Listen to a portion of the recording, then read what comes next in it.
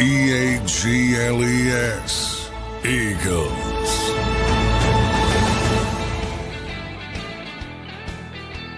Welcome in, everybody, to a Tuesday edition of Birds 365, an April 1st, April Fool's Day edition of Birds 365. No getting fooled out there. We will not fool you here. We got a 2-hour show on Birds 365.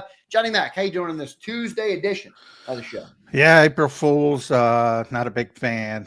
Be careful of the Goofy Schefter made-up tweets that everybody seems to enjoy. But, yeah, Nick Sirianni talking right now at the NFL coaches meeting, league meeting, actually, but coaches breakfast, NFC this morning.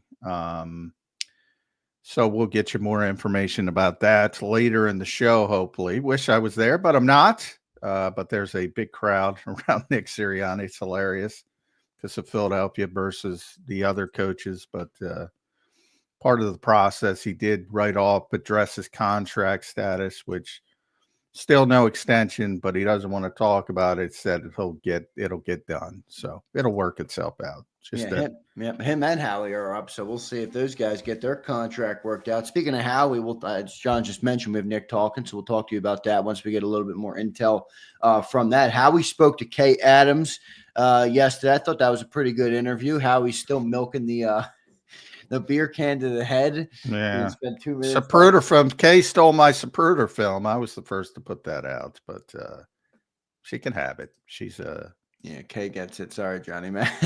Sorry, Johnny Mac. Kay's going to win that one. Yes, she is. And that's fine.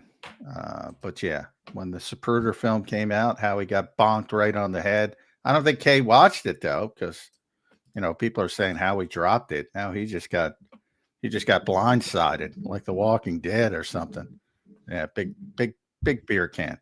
Yeah, I thought it was interesting his comments on the Saquon Barkley contract extension, and that's one thing I agree with as an organization. They didn't really get much from it. They didn't have to do it, but Howie's philosophy of when a guy does something like that for you, you take care of him, and I thought that was a good philosophy because I think it shows more of the league, the way you do business, and it makes it a place to play where people want to come and they want to be great here. So I thought that was pretty good. That answer. I mean, he didn't say too much of substance, but I thought that was a good response on, why pay Saquon now. Yeah. I mean, I thought, I think it's pretty obvious why they paid Saquon, but I think the bigger aspect from Howie was explaining the CJ Gardner-Johnson trade, because I think that's the most controversial move, I guess, of the offseason. That's the one that sort of came out of left field, I would say. More than anything else. So that to me was the most interesting part. I mean, Saquon had the best running season in the history of the NFL. So he talked about it as a whole ranging philosophy, not only Saquon, but Zach Bond and Lane Johnson,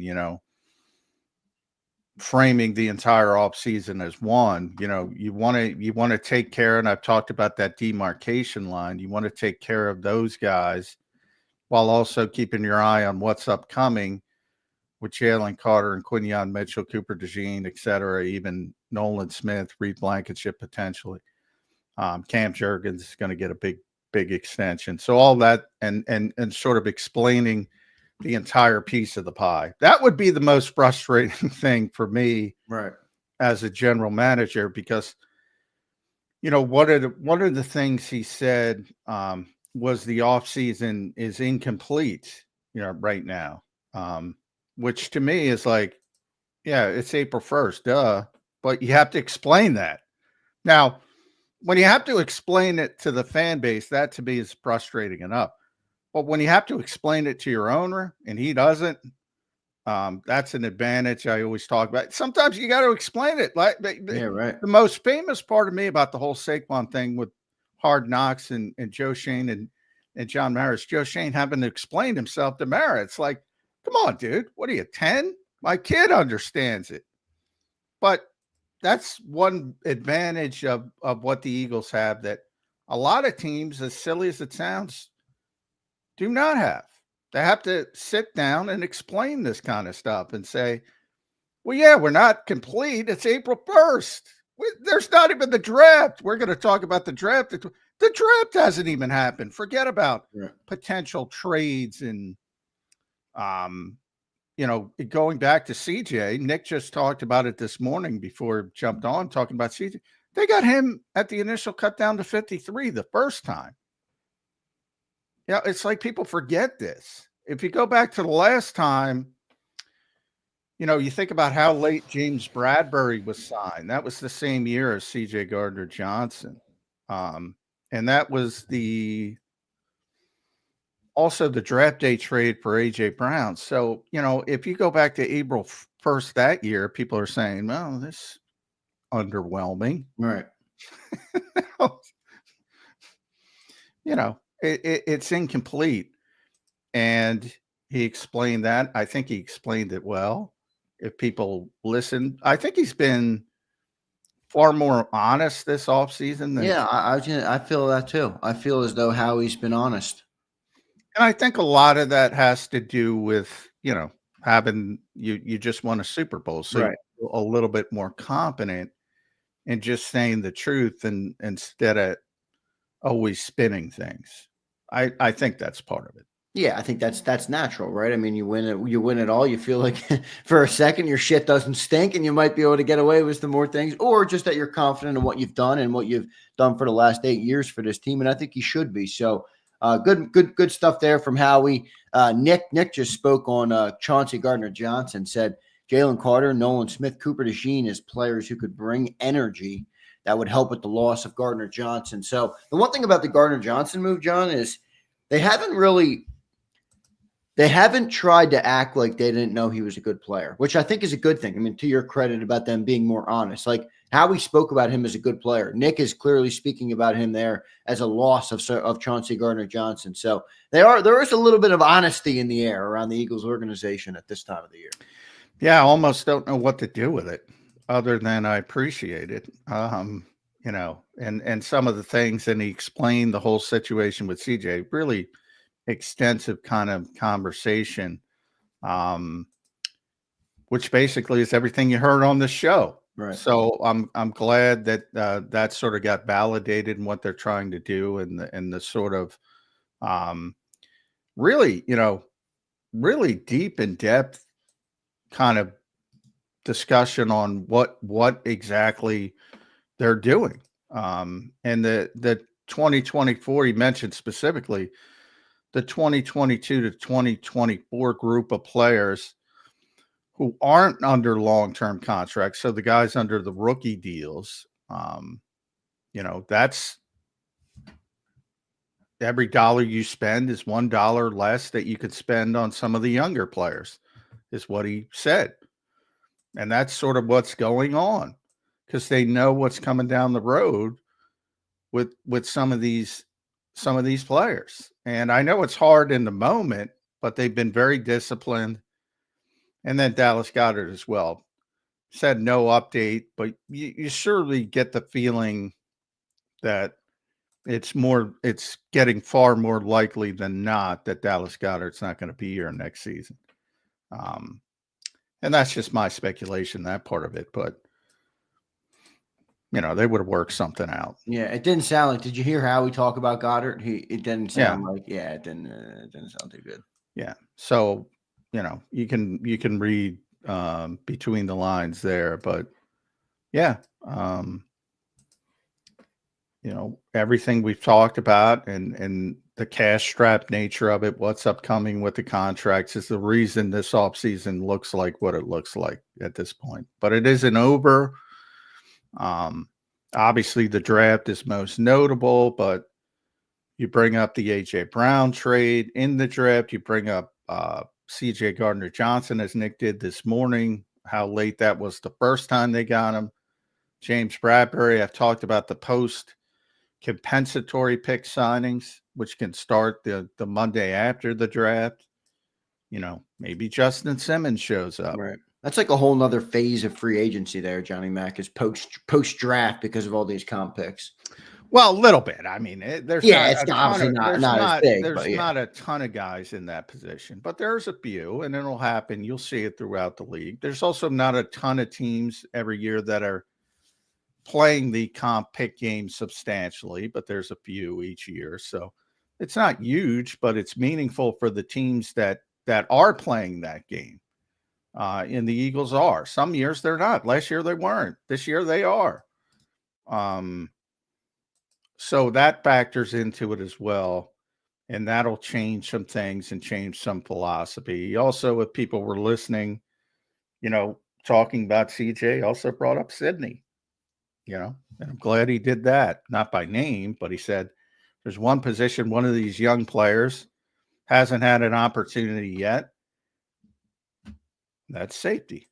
He's talking about Sidney Brown. Are you in on Sidney Brown, or you feel good about that based on what you've seen from that player? If you're Howie, you think he's making the right move at that position with Sidney Brown? Well, it depends how you frame it. Is he a much better option than Tristan McCullum or Lewis Seen? Yes. Is he a much better option than CJ Gardner-Johnson? No. I mean, but the Eagles have been honest about that. That's like saying he's no different than Moro Ojomo or Kaylee Ringo. Right. From their perspective. And in fact, he might be ahead of some, behind some others. No guarantee of anything. And they're going to bring in somebody to compete at some point, because they don't want to hand, and they've done it and they've been consistent. They don't want to hand anything to anybody. So if it's Tyler Steen, you got Kenyon Green, and you have even Matt Pryor. And if it's Kaylee Ringo, you have Adoree Jackson. And right now, you don't have that for Sidney Brown, and they have to bring that in. They're not just going to hand him the job, but whoever gets the job, Sidney Brown, Justin Simmons at 32, they're not going to be CJ next year. It's just like Moro Ojomo is not going to be Milton Williams. You can cross your fingers all you want. Ain't going to happen. So, but you can get better at other positions and sort of make up for it. But when you lose players of significance, and CJ has proven to be a player of significance in 2 different one-year stints, 6 interceptions, led the NFL 6 interceptions, playmaker, yada, yada, yada. You don't just replace that, as you saw by the year in between. CJ's probably the best example, because they had him. They let him go, and they got him back. Right. Playmaker, playmaker, to be continued.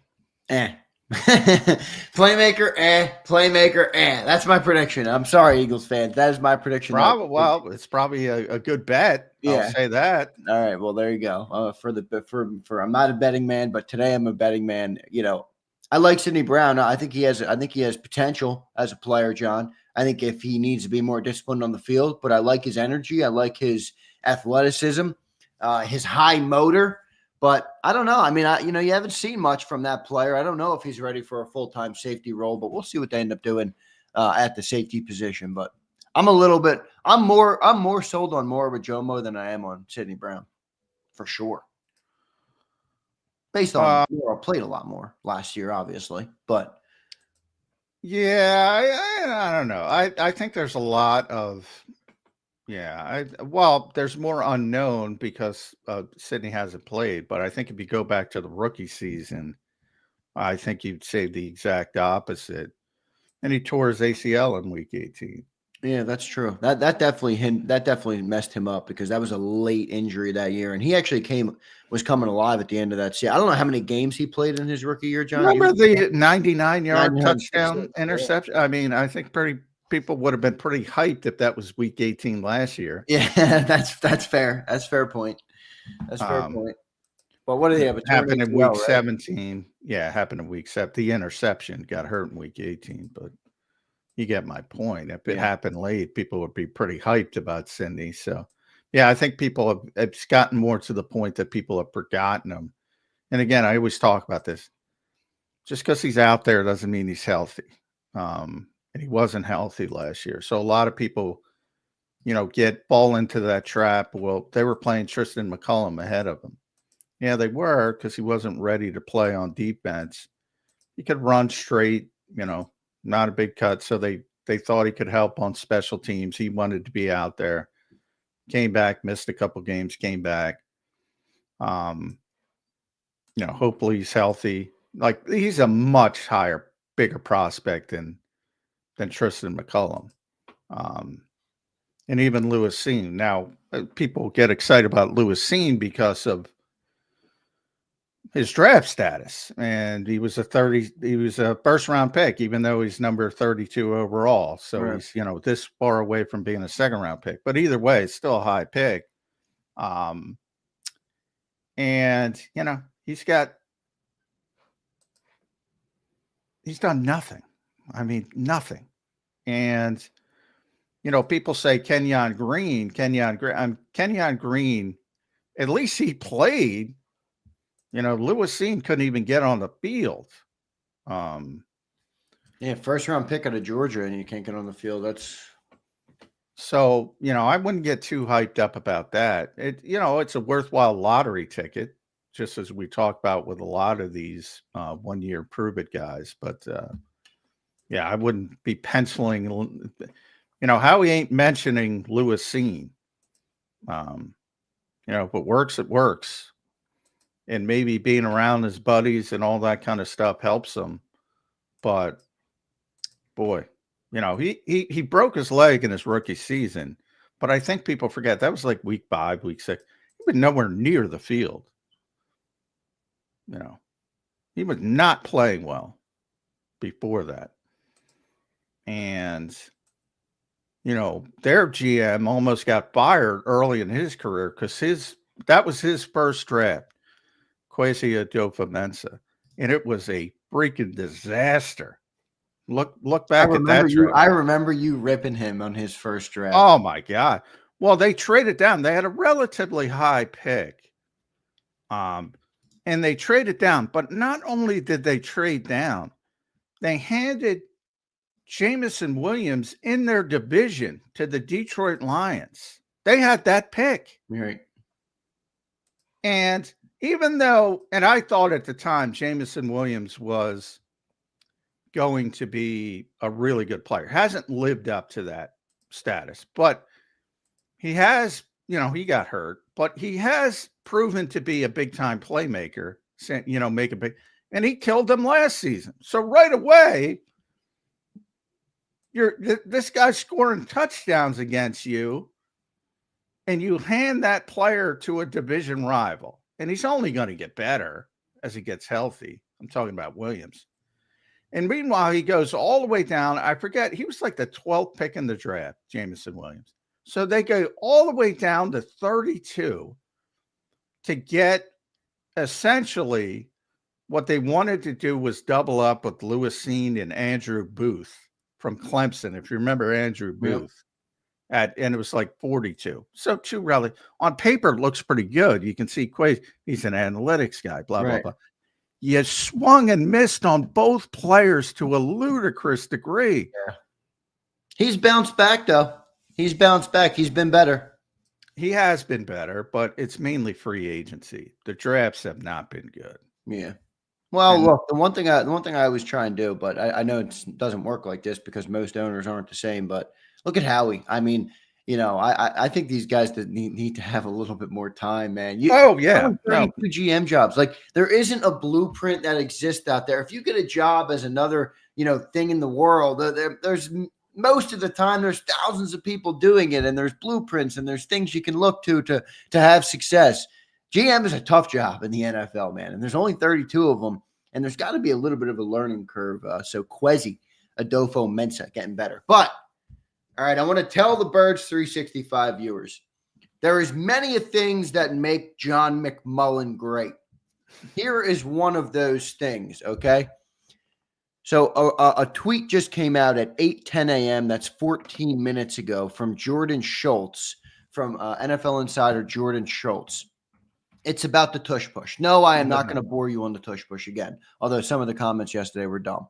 He tweets out, my understanding of the Tush Push ban is that it's unlikely to have the votes to be banned, and there's a better chance discussions will be tabled for a future owners meeting. Those advocating for a ban have been working to sway opinions and get it banned. But as one source put it, and listen closely, where have we heard this before? The current language in the proposal is just not clear enough and can easily be manipulated. Johnny Mac has basically told us that to verbatim on the show for the last month and change. So Johnny Mac, well done. But there's your update on the tush push, and that word "tabled" was brought up as well, Johnny Mac. Yeah, and I was going to bring up there was one piece from Albert Breer that is worthwhile that I should talk about, because they're buried in there was, Albert gets to be up close and he heard some of the screaming going on in the meeting yesterday, and part of it was Howie, and that's going to get most of the and Howie didn't want to talk about it when the guys asked him. But the part that people should be focused on, I don't know if they are, is one of the guys arguing against it that he heard was Alan Sills. Now, who was Alan Sills? Well, that's the NFL's chief medical officer. So that tells me that the league has said, this is gone. It's just a matter of when. They can't get the votes now. And that's where it's tabled. It's eventually going to be gone. They're going to rework it. That's what I expected from the start. Just poorly worded, poorly constructed. I think it's got to be wider range. I think they have to ban pushing as a whole. We'll see how that works out. Not 100% on that. But when Alan Sills brought it up, because I noticed that everybody started talking about the safety measures, and there's no evident safety issues with this particular play. But Alan Sills evidently brought up, and this is the NFL. This is all the NFL is concerned about: future legal indemnity. If there is a potential issue, because some of the postures of the players on these, you saw it with Chris Jones trying to stop it. If an injury happens, it could be catastrophic, he said. And that's the last thing the league wants. And it's about projecting future. It's about protecting themselves from a legal standpoint. So once I heard that, this play's done. It's just a matter of when. They don't have the vote. I don't think they're going to have the votes right now. Yeah, but yeah, I get it. The use of the term is going to make it different, but doesn't that fall into the same argument you made yesterday, John, in terms of it's football? There's catastrophic injury risk. I'm with you 100%. I talk about the hypocrisy all the time. I'm with you 1,000%. I'm just telling the people what's going to happen. Right. Yeah, I got you. It's got nothing to do with anything else. It doesn't even have that. I think a lot of people got up. You know what you saw when you have Sean McDermott? Everybody looks at it different. And I get why Eagles fans look at it. And I get more at media people, honestly, because they should know this shit. But they're not jealous of the Eagles. The Sean McDermott, they're the mouthpieces of the league. They're just echoing what the league is saying. That's what they're doing. And when Sills started talking about it, I said, oh boy, here we go. And once they're on board from that standpoint, the train is coming down the tracks. You might be able to get out of the way for a little bit, but it's coming. Might be late, might be 15 minutes late, right? Might be May. Might be July. Got to word it, got to lobby, got to twist some arms, just like politics, but it's coming. And like I said, and the good part for Eagles fans, not going to matter to them. They're gonna be the best quarterback sneak team in the league because they have a quarterback who can do it and the best offensive line in the league. Or if not, because there's a little uncertainty at right guard, but they're certainly going to be top 5 offensive line. So they're going to be really good at it. And I've maintained now, because so many people are hyper-focused on trying to stop it or trying to figure out a way to stop it, if you spread them out right now, it would be even better. Just let Jalen Hurts pick the bubble. You know, put 5 receivers, put them under center, sneak it. They'll have a higher percentage than they had last year, which actually went backwards from the last season, 2021, where they didn't use it because so many people were hyper-focused. Some of it was Landon, couple penalties, trying to get the quick jump, blah, blah, blah, all that kind of stuff. A lot of it is just the semantics of the stupid stats that, God bless you, Jeff Kerr loves. I love Jeff, but like if your mentality is, all right, it's 3rd and 1.5, and your mentality is we're going to sneak it twice, we're going to tush push it twice to get this first down. To me, that's not a failure. People say they failed on 3rd and 1.5. Right? No, No, they didn't. It's part of the plan, and they ultimately get it on 4th down. But I digress. But yeah, once I think, and I don't want to talk about this anymore either, but when I saw Alan update on it today. Yeah, when I saw Alan Sills was talking at the meeting about future injuries, that's it, man. Which is still doesn't change that it's funny. So yeah, I mean this with all respect to Chris Jones, that dumbass thing he did in the Super Bowl where he laid freaking, Yeah, that he laid like horizontal. Like, what the fuck was that going to do other than increase your chance at a catastrophic injury? Certainly didn't increase your chances at stopping the tush push. I mean, that was the stupidest thing I've ever seen. And then he limped off the field. Maybe that was done for a reason. That was, in hindsight, that was. No, I don't think he did it for a reason. In hindsight, that's a bigger deal from the league's perspective than the Frankie Luvu segment. I thought that was the big problem. But once that's the new information. And I appreciate you pointing out, I've been saying this for months, but that's the new information. Alan Sills talking about future injuries, acknowledging there hasn't been one, but in the future, there could be a catastrophic one. And that's if your basically tackle lines up horizontal across 3 offensive linemen and directly in the hole where the tush push is coming, your chances at catastrophic injury will increase.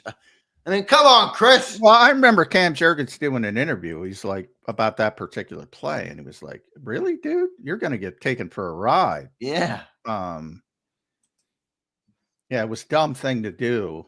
But I don't think he did it on purpose. Like, there will be that group of people that says he did it on purpose. Yeah, I'm not saying that. That was just a dumb decision by a player, very good player. But, ultimately, I think that's part of it.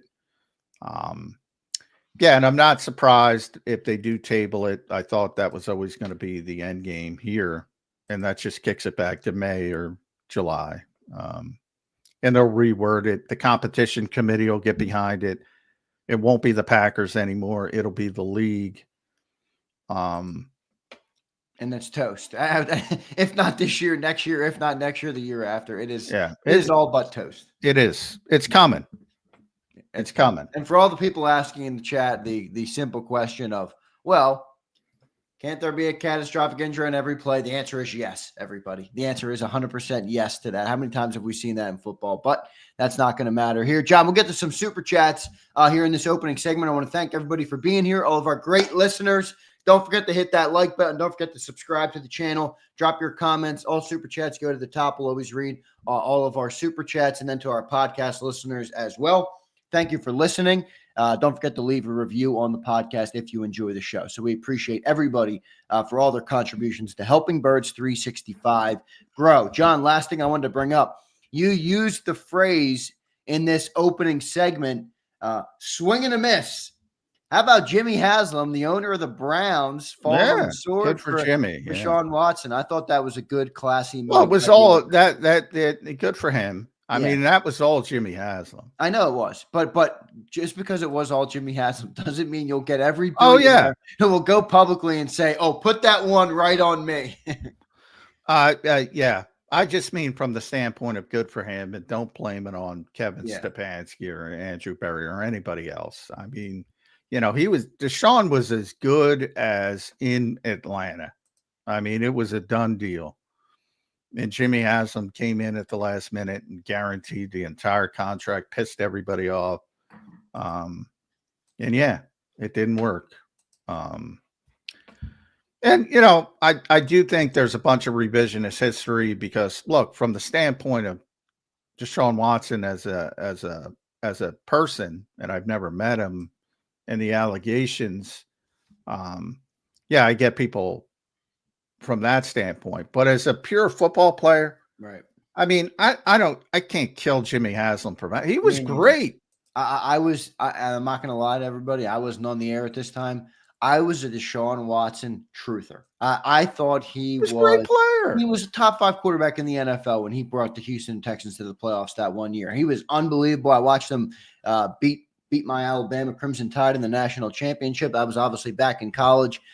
He started his NFL career good. I'm with you on that. You can't knock Jim, especially the Browns, right? Who have been in purgatory forever, but I think they should have saw it through with Baker. I mean, Baker led you to the playoffs. I mean, come on. But anyway, we're not going to legislate what the Browns did. Yeah. But I thought it was good that he. I thought it was good that he told the story. You know, if you look at his last year in Houston, which was not a good year, you know, he really took off in 2018. But from a team perspective, it wasn't good. But he had a 70% completion percentage, 4,800 yards, 33 touchdowns, 7 interceptions on a bad football team.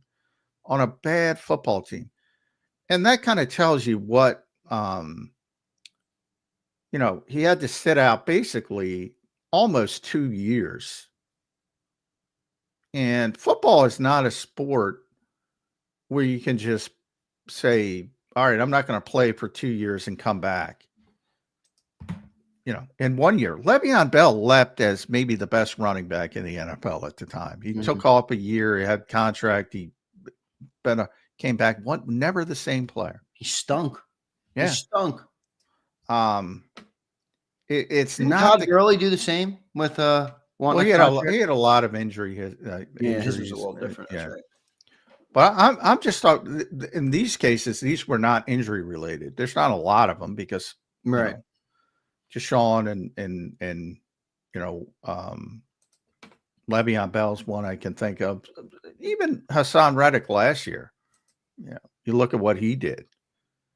And people are saying, well, why did Tampa Bay sign him? Well, I think their perspective is, you know, if he can get back to what he was. But again, if you take, he essentially, he played at the end of the season, but he took a lot of time off. So I'd be concerned about that. It's just not a sport where you can go away and just pick up and be the same guy. And these are young men. Deshaun's not that old. But he had to sit. He's not even 30 yet. But he had to sit for almost 2 full years. Right. And this was years ago. He was probably 27, 26. Oh, yeah, at the time. Yeah. He's 29 now. And so he had to sit for the entire 2021 season and most of 2022. Yeah. So he was 26 years old, 27 years old. Yeah. From a football perspective, the Eagles fans don't want to believe the Eagles wanted him. Everybody wanted him. Everybody that needed a quarterback or were perceived to need a quarterback wanted him. Atlanta desperately wanted him. Everybody wanted him, despite all the issues, off the field issues. So that part of it is revisionist. But yeah, good for Jimmy Haslam. They're wrong. You know, sometimes you make a mistake and and there's nothing they can do about it because of the contract he handed out. Yeah, right. They didn't expect him to stink on ice. I didn't expect him to stink on ice. I mean, why would you? Yeah. I mean, the guy was phenomenal. And I think there's so much of that. It's like, you should have known he was going to be he went from being a top 5 quarterback to being the absolute shit. Give me examples of that. Now, again, you usually don't have to sit out a year and a half, more than a year and a half. Didn't work. Here we go. Let's get to some super chats. By the way, we do have Ian Cummings coming up in hour number 2. So our draft guru from Pro Football Network, who does a great job, really great job. We've had him on before. We're going to have him on again as we dive into the NFL draft. In hour number 2, we'll take all super chats now. And anybody that has questions for Johnny Mac, you can drop them in the chat below. Mills checks in. What's up, Mills? He says, AJ on the move. It'll be done by draft time. Oh, boy. What is this? A self-fulfilling prophecy? Yeah, is this a New England fan? I think he's a Cowboy fan. I think he's a Cowboy fan. Skid Marks, what's up, Skid? He says, morning, fellas. Question, J-Mac. If you were going to read the tea leaves, if we draft a defensive tackle in the first, does that mean we will not re-sign Davis? Good question, Skid. No, I think if they draft a defensive tackle, it'll be more of, again, it's a different position, defensive. They'll be drafting more of a 3 technique like Walter Nolan to replace Milton Williams than a nose tackle to replace Jordan Davis. They're not taking a nose tackle in the first round. Now, people will say, well, they took Jordan Davis in the first round. Yes, they did. And that's part of the problem. That's why they're in the position. They'll probably learn from it. So if you are taking a 2-down player in the first round, you're going to have some of the Jordan Davis complications. Now, obviously, the Eagles at one point were hoping that he would be more than that. And they still, Howie talked about Jordan a little bit. And it looks pretty clear they're going to pick up the option, which is not that big of a deal. Even if they declined it, they could still work out a longer-term deal. It's not the end of the world. He's going to be on the Eagles this year. But I do think they're going to pick up the option. It's a different position than what they could potentially be looking for in the first round. The Eagles probably learned from what they went through with Jordan Davis, that's a position unless they're sure. And here's where they should learn. You're never going to have a nose tackle who's one of your 4 best pass rushers that you're going to want on the field on third and long. It's never going to happen in this modern era of the NFL. Maybe Dexter Lawrence, maybe. Even that. I mean, even that, if you get, again, the Giants are terrible, so they're going to, it's going to work. Yeah. But if you want to be where you truly want to be, like the Eagles were last year, or the Eagles were in 2022, and you have the historic pass rush, there ain't going to be a nose tackle on the field. Yeah, I got you. Although you put Dexter Lawrence on the Eagles, I think he'd be on the field when there's down. I'm not saying you're wrong from a football philosophy standpoint, but I'm saying Dexter Lawrence is that good. Well, I agree. Dexter's great. Yeah. He's not really. I should have used him because he's not. And Chris Jones is in that gap, but Chris plays outside as well. So, and maybe there was some hope that Jordan Davis could turn into that type of player, but then I think it's just pure misevaluation. Skid, thank you for the super chat, brother. I appreciate that. That was a good question there. Bird Gang checking in. Johnny Mac, dog. I think he's talking about the how I told everybody that you've been talking about it for months. Bird Gang, you always get the info here early from J-Mac. Worst behavior checking in. What's up, Worst? I have hope that Huff taught Howie to trust coaches' input more, and Vic had a say in some of these players that he could get production out of them. It's a fair hope. It's a fair hope to have. When I think he's talking about, or they're talking about, maybe some of the Timu signings. Maybe Vic had some input on them. Hey, I can get something out of this guy. Howie always takes the input of coaches. I mean, he said it numerous times over the years. If you're drafting players that don't fit to what your coaches want to do, you're not going to be successful. He wants to be successful. So that's sort of baked into the process. Right. In the case of Huff, I think that's an instance where, that came after Vic saw him on the practice field, basically. Not necessarily before.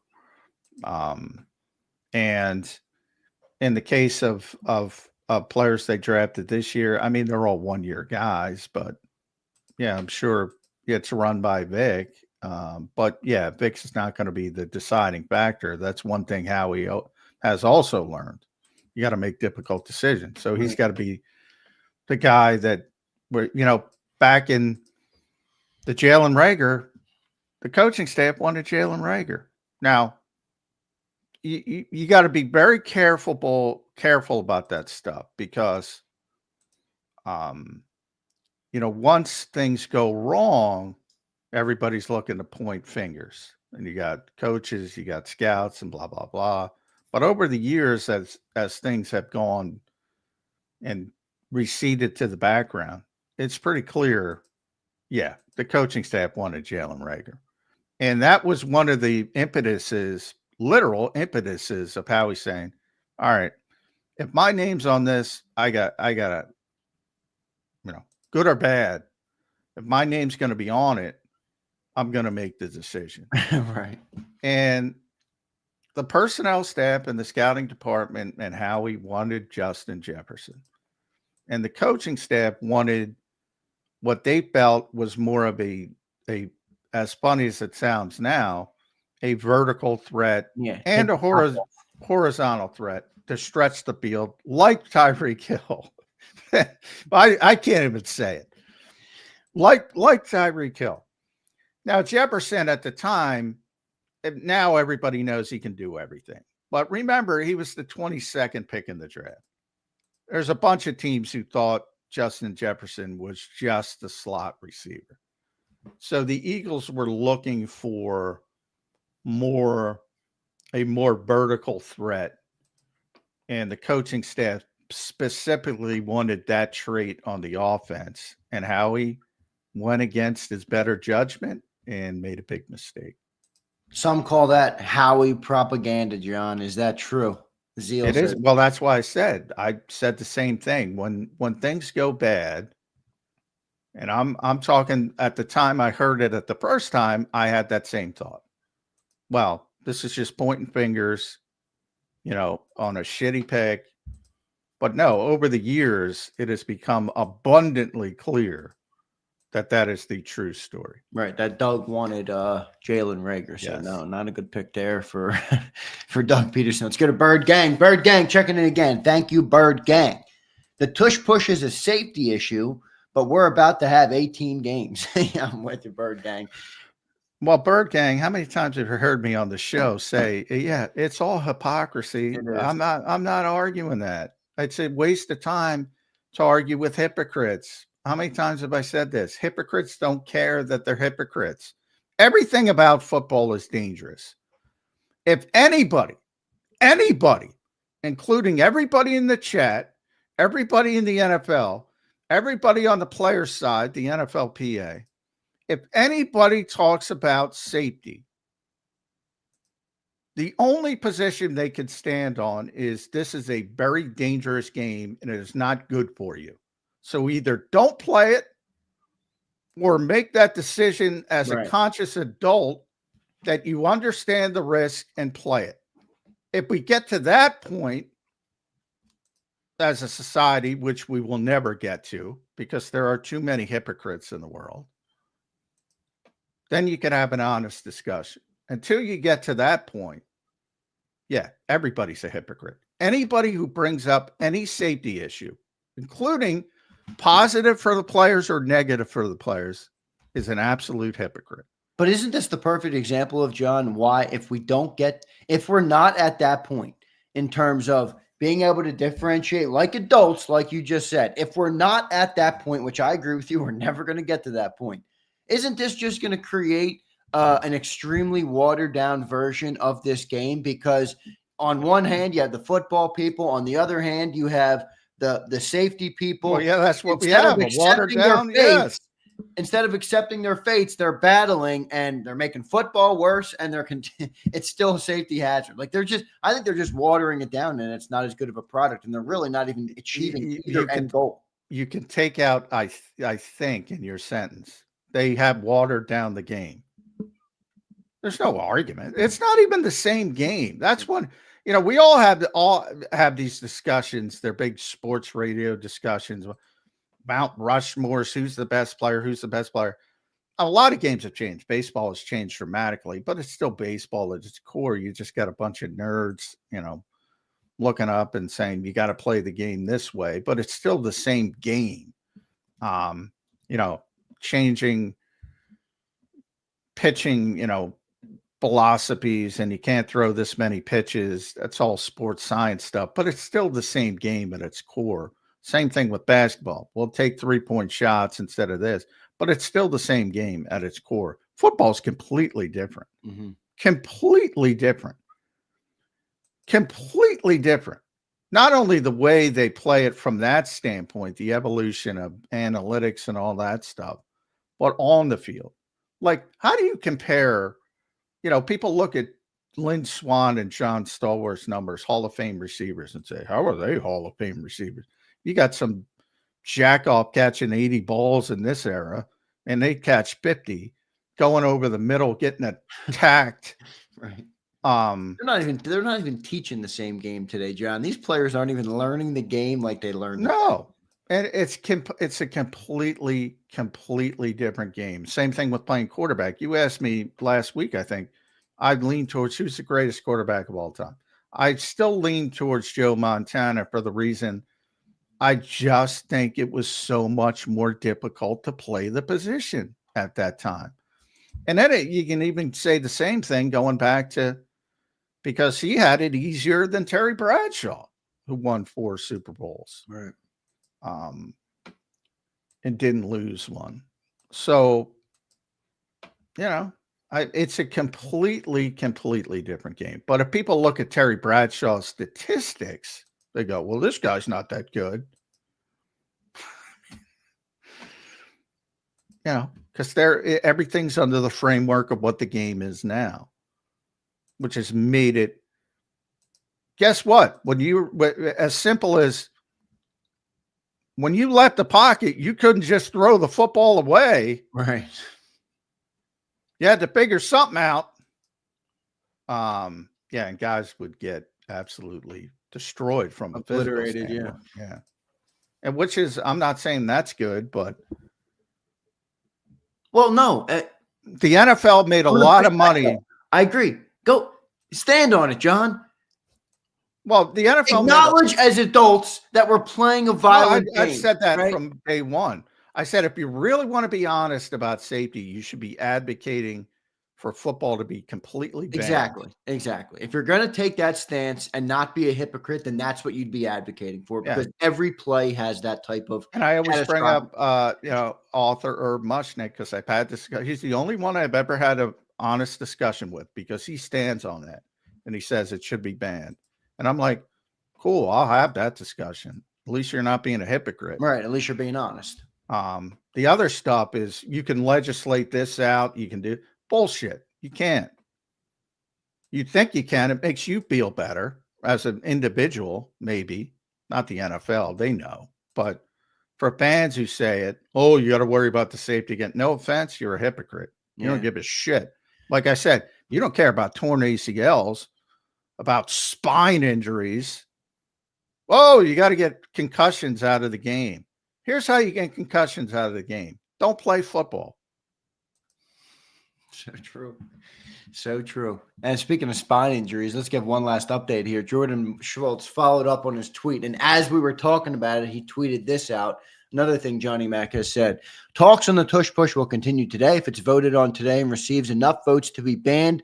One source said the main reason will be the potential for injury, particularly to the spine. The thinking is to prevent a serious injury before it happens rather than waiting for a disaster. As of this morning, it did not sound like there are enough votes. I'm sensing a table, John, as you mentioned yesterday, what might be true. Yeah. And the only reason it's getting tabled, or it's going to get tabled, I think Jordan's right. Well, I've been saying it for a long time, but and thank you, Jordan, for but anyway, because it's terribly legislated. It was put together so poorly. That's the reason. And to me, it's obvious where this is going now. They're going to table it and they're going to pick it up in May, where like everybody's down there now. I wish I was down there, but I got to do a show. Everybody in the NFL, and by that I mean media reporters, are down there for the annual league meeting. It's a big deal in league circles. The May meeting, the July meeting, much lesser.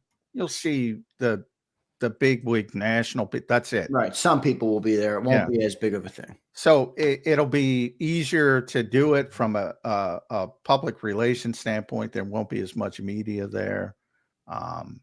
So that helps. Yeah, I'd be stunned if it's not tabled today. And if they let it get to a vote, because if they let it get to a vote, it's going to get voted down. And I think they're smart enough to table it and take it up. Watered down is an understatement. This is like kiddie pool water. It's like that kiddie pool water after the kids have been in it all day on the beach. I mean, this is some watered down product they're going to create if all these safety measures go through here. But it looks like that's the way it's going to be. Eventually, over time, as Johnny Mack mentioned on the show a little bit ago, we could be 10 years away from two-hand touch. That was legit. And I laughed at people. Now I do not laugh at them. Yeah. I do not laugh at them. We are going down that route. And yeah, I do not think it will be fun. I do think, everyone says there's no way that the NFL at its current level of popularity will ever, be challenged. Man, if you don't learn from history, you're doomed to repeat it. Boxing was immense in this country. And the safety people got a hold of it. A lot of other issues, and it's barbaric. I'm not disputing that. But look at where boxing is today. Baseball, it's not barbaric. Was for many, many years the great American pastime, by far the most popular sport in America. It's number 3 at best now. It's because you're number 1 doesn't mean you're number 1 in perpetuity, especially if you can do dumb shit after dumb shit after dumb shit like baseball did. And baseball, it was strike after strike after strike. And at some point, they turned enough people off to where it went in a different direction. Football. I wonder what the end goal, man, or what the end game is here. Like, I think right now we all sit here and football's been around since all of us were alive, and we'll probably be alive or around after we're all gone from this world. But got to think these leagues aren't bulletproof, as Slager says in the chat. I wonder what the end game is of these things. They're not bulletproof. I mean, No, you look at it from a standpoint of, I was talking about TV rights fees. You look, I mean, if TV pulls out tomorrow, and it might be for a different reason because streaming takes over. Now, the NFL they've shown with Netflix and Amazon that, as long as the name on the check changes, but the check still arrives, it doesn't matter. Right. It doesn't matter if it's coming from Netflix or Fox, but that money's got to keep coming in. If it doesn't, and these companies wake up and say, you know what? Because they lose money on the NFL for people that don't know. Right. I mean, that's because they paid them so much. If that happens, overnight, it's a different landscape. Overnight. It's hard to project that to happen, though. Have you seen what this country is entertained by, Johnny? I mean, it doesn't take two-hand touch. Might get 150 million watchers in the Super Bowl still. I don't think it will. That's my point. Maybe. We'll see what ends up happening with it. Good point here from my boy. Where is he? Real Zeal says safety. This is a perfect example. He said safety killed boxing, not MMA, a more violent sport. Zeal, they don't listen to the nerds in MMA. If they listen to the nerds in MMA, there would be no MMA. That's true. John McCain tried to ban MMA. Dana White does not listen to the nerd. This is a perfect difference. Dana White is, boy, I mean, you can say a lot of things bad about Dana White. One, hit his wife in public. That's number 1. Number 2, and I've talked to Dana. I've had him on my radio shows and things like that. He does not give a fuck about, everybody out. Like the NFL is so concerned about public perception. Way too much. Dana White does not care. And you have these, serves his league best. Some of these journalists ask him questions about some fighter saying something stupid, and he says the same thing, but they still go down. He says the same thing every time. They're allowed to say whatever the fuck they want. This is America. And has nothing to do with me. If everybody could get to the point of being Dana White, you'd be in at least, I'll say this, you'd be in at least a more honest space. We'd be tush pushing for the next century, baby. Yeah. Good stuff. Well, I don't know if you saw that, which is stupid. No, that he's got this sort of slap biting thing. I don't know if you've seen it. Yeah, I've seen it. It's insane. When he did that, I'm like, dude, what are you doing? A, it's not going to be popular, and it's not popular. And B, it's just, you're trolling. You're trolling people at that point. But he doesn't care. So I respect that. Yep. And look, it's good way to do business when you live in this type of world, as we just talked about, with hypocrites and doctors and football people. I mean, look at what you get when you take every mumbo jumbo opinion and put it into a pot. You got warm water. You got warm water down football. That's what we're getting. Yeah. Well, and then because the tush push has overtaken everything, there's far more important things on the docket from the aspect of football. The overtime rule, which the Eagles are trying to make more uniform. So stupid. It is so stupid. And why is it stupid? Because they watered it down. And then it created another problem. Instead of just saying, shut up, you little whiny asses. I don't give a shit if Josh Allen didn't touch the football. Don't listen to him. Keep the same rule. Is it perfect? No. But then you don't create this down the road. Now you got to do this. Well, now this creates another problem. The unintended consequences. Stop listening to people who are not even experts in the field. Who cares what they think? They'll get over it.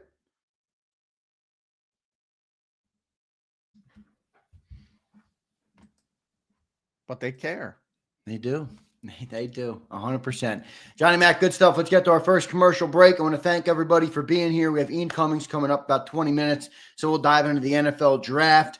Got to keep you guys posted. John, when are they, any idea on when we'll have a little bit of clarity on this tush push thing down at the meetings? Are they supposed to meet at like noon, 12, 2? I don't know the timing. It's supposed to be today, this afternoon. So I don't know the exact timing, but okay.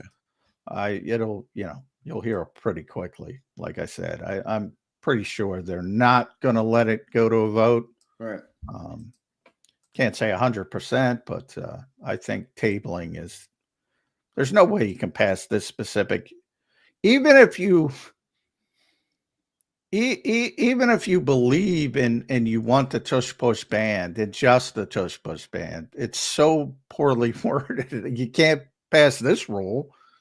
So from that standpoint, you have to rework it and bring it back. So just from that limited aspect of it, you can't pass this rule as it's worded. It's a waste of time.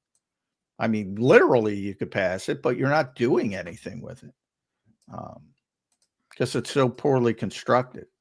So just from that standpoint, they have to scale it back and rework it. I do get a kick out of the 18-game things as we talk about safety and all these other issues. It's like they're going to water the game down so much that they feel good about having 18 games. Well, I see both sides of that. I mean, I get a kick out of, the NFLPA saying, oh, we can't play 18 games. Why can he play 17 games? What the fuck is the difference? I'd rather play 16 and let him hit and let him play football. But the point is 16, 17, 18, where's the demarcation line? The demarcation line is 0 or whatever you agree to. And that comes down to money. If they share enough money for the players, they'll play 19. They'll play 20.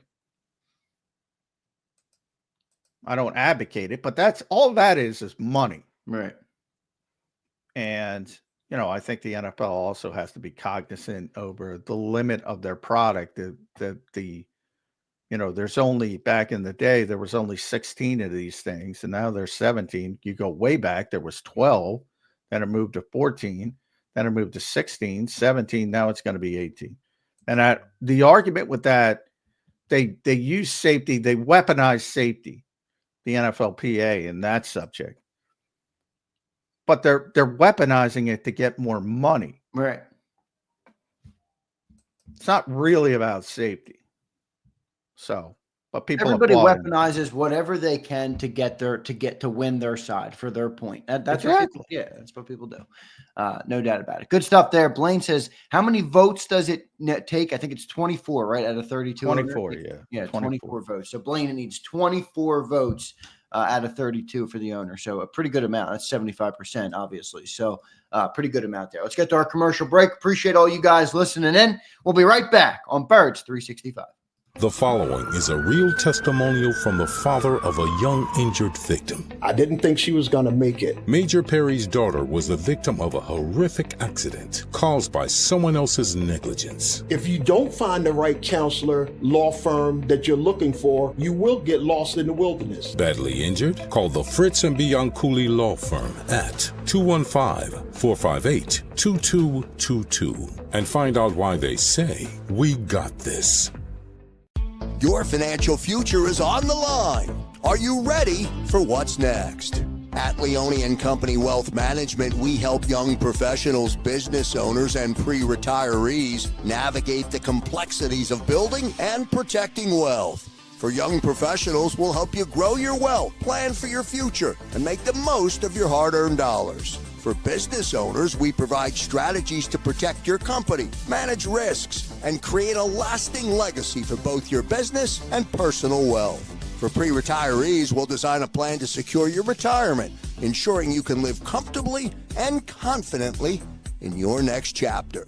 Whether you're just starting out, managing a thriving business, or preparing for retirement, we're here to help you take control of your financial future. The first consultation is on us. Get the advice you need without the cost. Let's make your financial vision a reality. Take the next step. Scan the QR code to schedule your free consultation today. And of course, go Birds.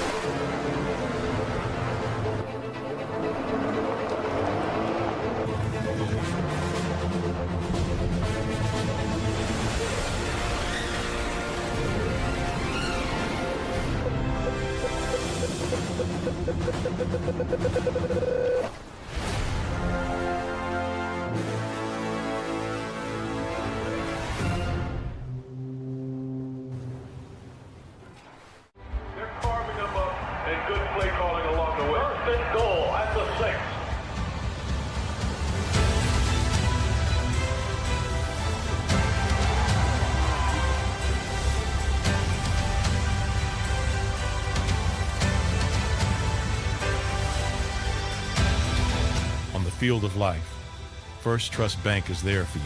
Champions on 3. 1, 2, 3. Because Philadelphia dreams deserve a Philadelphia bank. In our hometown, we all look out for each other. We step up to keep our communities going strong. And at Independence Blue Cross, we're here to keep you going strong as the #1 health insurer in the region. No IBX is always looking out for you. EAGLES, Eagles.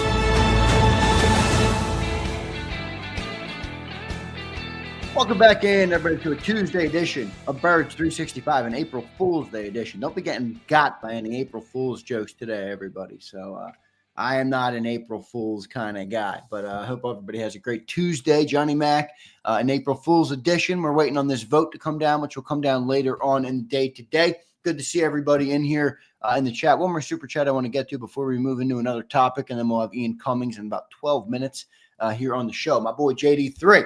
What's up, JD3? He says, if you don't get Simmons or a vet at safety, then you must feel good about Sidney Brown. If you draft a safety, you're essentially giving up on Sidney. Nah, I don't see it like that. No, they want competition. I think you've seen that throughout the roster when they're talking about these young players. They don't want to hand anything to anybody. They're very cognizant of that, and that's why you see Kenyon Green here for Tyler Steen. That's why you see Adoree Jackson here for Kaylee Ringo. et cetera, et cetera, et cetera. Even backup positions, Tanner McKee, you got Dorian Thompson-Robinson, Will Shipley, you got AJ Dillon. They don't want to just give it to anybody. And they've been pretty consistent with that. So if they draft a safety in the first round, then it's probably for them to project a start. Right. But obviously they're not going to give them anything either. So you're not giving up on Sidney either way, but who's a very young player. But if you draft one at 32, say, yeah, he's probably got the leg up, other than he might get beat out. Lewisine, got picked at number 32, and he got beat out by a bunch of guys, 4 guys. So it's no guarantee. Nothing is any guarantee of anything other than at the bare minimum, Sidney Brown's going to be one of your best special teams players, and they want him to have the opportunity to compete for that job, which they've been pretty consistent about behind the scenes. I'm with you, JD3. I mean, I think if they go first round, as John just mentioned, obviously. And by the way, I'll add, they're not taking a safety in the first round. Yeah. I methere was like a brief period where Eagle fans were tying us to Malachi Starks, and the whole time I'm like, I don't think so. Especially after two, your top 2 picks in the secondary last year. I do not see them double dipping in that front, but or in that secondary, I guess I should say. But we'll see what ends up happening. There, Johnny Mack, 23 days away now from the NFL draft, brother. Just hit 52,000 subscribers. So thanks everybody on the JAKIB YouTube channel. But 23 days away of this from the NFL draft here. Are we overlooking that? I mean, while we're talking about it, safety, secondary, I think we're all locked in on that defensive line. But John, this was a defense that doesn't rely on lockdown corners. It's a zone-based defense, and you lost Darius Slay. And you lost CJ Gardner-Johnson, 2 of the most. And Isaiah Rodgers. But starter, veteran, older guys communicate, guys that are loud, communicate on the football field. I think we are maybe overlooking those losses a little bit just because we're so focused on the loss of defensive tackle and edge rusher. Well, I don't think anybody's overlooking it, but, I think, as Howie explained, that was probably his longest answer yesterday about the CJ trade. I think that's the one that came out of left field for most people. I think everybody expected everything else to happen. And I'm not going to downplay. It had a lot to do with future contract extensions and that demarcation line, but part of it was also the personality and the on-field and freelancing a little bit too much and all that kind of stuff. So it all factors in, but he's a playmaker. You're probably not going to replace it, as evidenced by what I brought up earlier in the show. He was literally here 2022. They made the Super Bowl, led the league in interceptions, even though he missed 5 games. 2023 wasn't here. They collapsed. Now, it's not as simple as, I'm not going to sit here and people boil it down to quarterback all the time. It's not as simple as just CJ Gardner-Johnson, and it comes back and they're in the Super Bowl again. But one thing is contributed to that, and that was his playmaking ability. And they're probably not going to have that next year. I think that would be my bet. To the degree. So doesn't mean you can't win in different ways, but you're probably not going to have that ability. That 12 interceptions in 2 seasons in the modern NFL is pretty good. It's very good. And not to mention the energy and what he became and the stops and the physicality. Sidney Brown's got more athletic ability. You've already seen that, if you can remember back to 2023. But, how does that translate? He's also overrunning plays, not under control. And there's usually a ramp-up period for young players, which kind of Quinyon Mitchell, Cooper DeJean helped break that scale for a lot of people. Now the assumption is, well, Quinyon did it, so why can't insert name do it? Or Cooper did it, so why can't Kaylee Ringo do it, who's been here for 3 years now? This will be his 3rd year. Or Sidney in his 3rd year. You know, they're the more common trajectory. Quinyon and Cooper are the uncommon trajectory. Right. John, you reserve the right to change this at any point. As it stands right now on April 1st, pre-NFL draft, what's the floor and the ceiling for this defense? Last year, they were number 1 in the league. You think they're going to fall back to 15, 8, 20?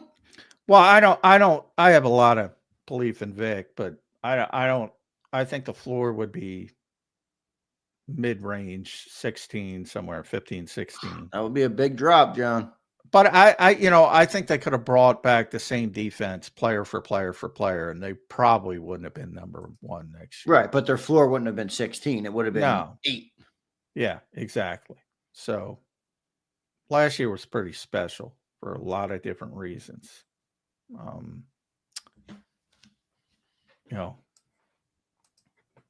And that's when you have a special season, the assumption, well, just do it again.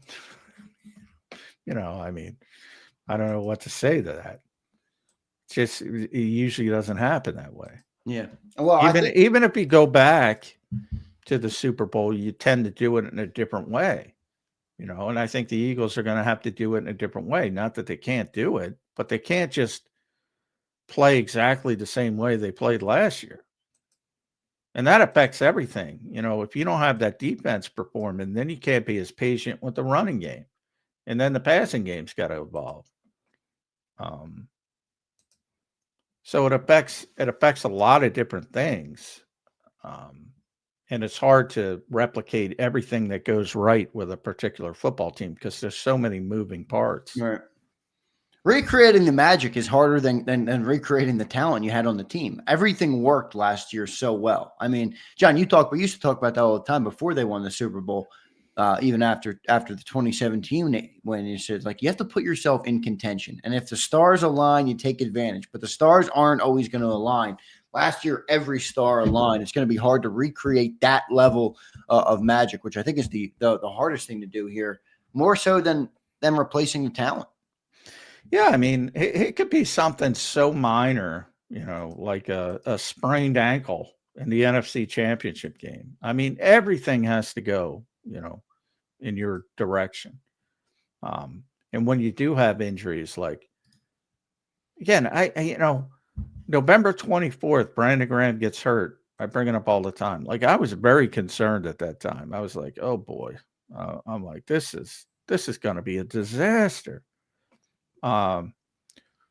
Because Bryce Huff was also pretty much out of the equation by that point. So you're saying, well, you weren't able to get, and Howie talked about Josh Uche, talked about a bunch of the players that they signed. Josh was one of them, and he admitted they had some interest at the trade deadline.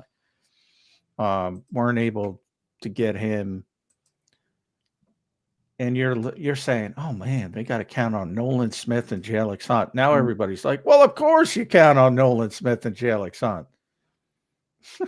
At the time, it didn't look good on paper. Right. But, those guys stepped up and deserve a lot of credit. But that's an example of also the coaching staff gets a lot of credit for getting them big, for getting them in the right positions. But mainly the players get the credit first, and they did a phenomenal job. But there's going to be adjustments, and it's going to be harder.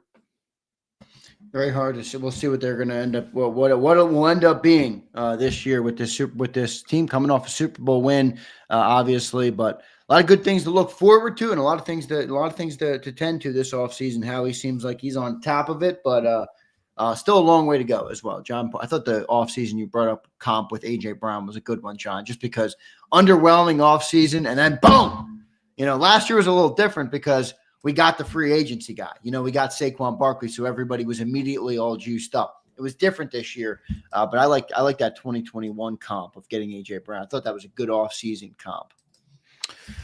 Yeah, well, Howie was specifically talking about the team being incomplete, which, again, it's April 1st. Why wouldn't they be incomplete? Everybody's incomplete. Pittsburgh, they're incomplete up until September 7th or whenever that starting game is. Pittsburgh doesn't even have a quarterback. Right.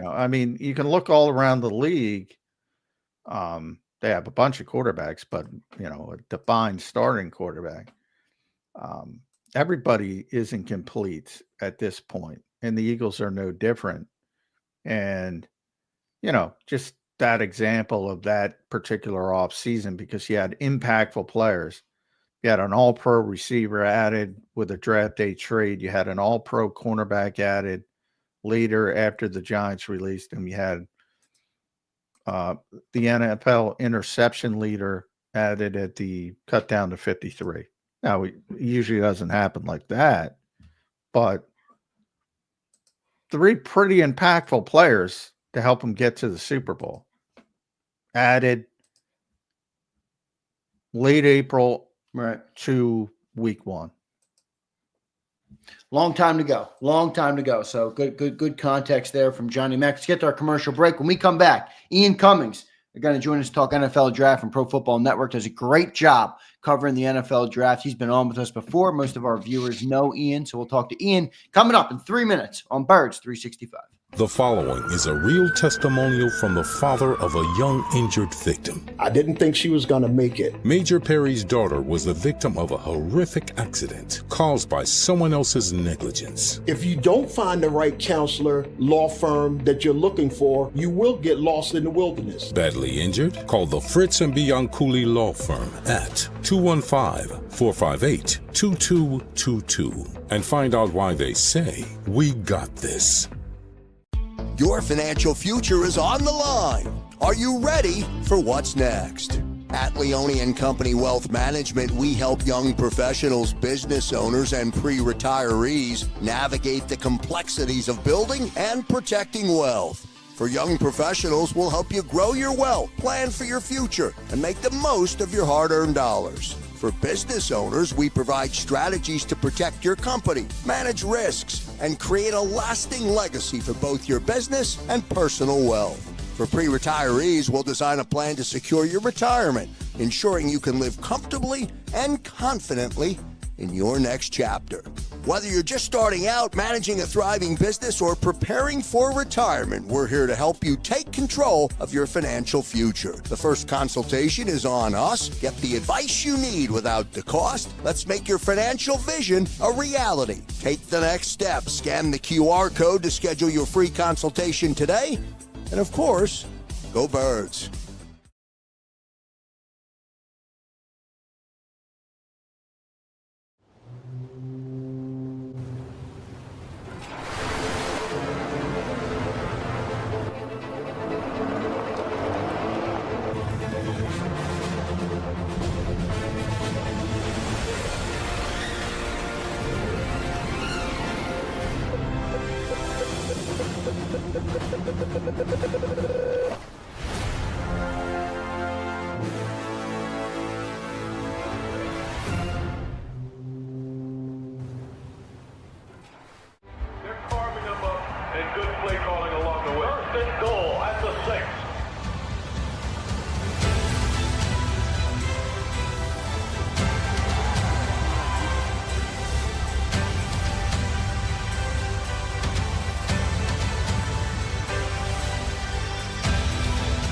Field of life, First Trust Bank is there for you.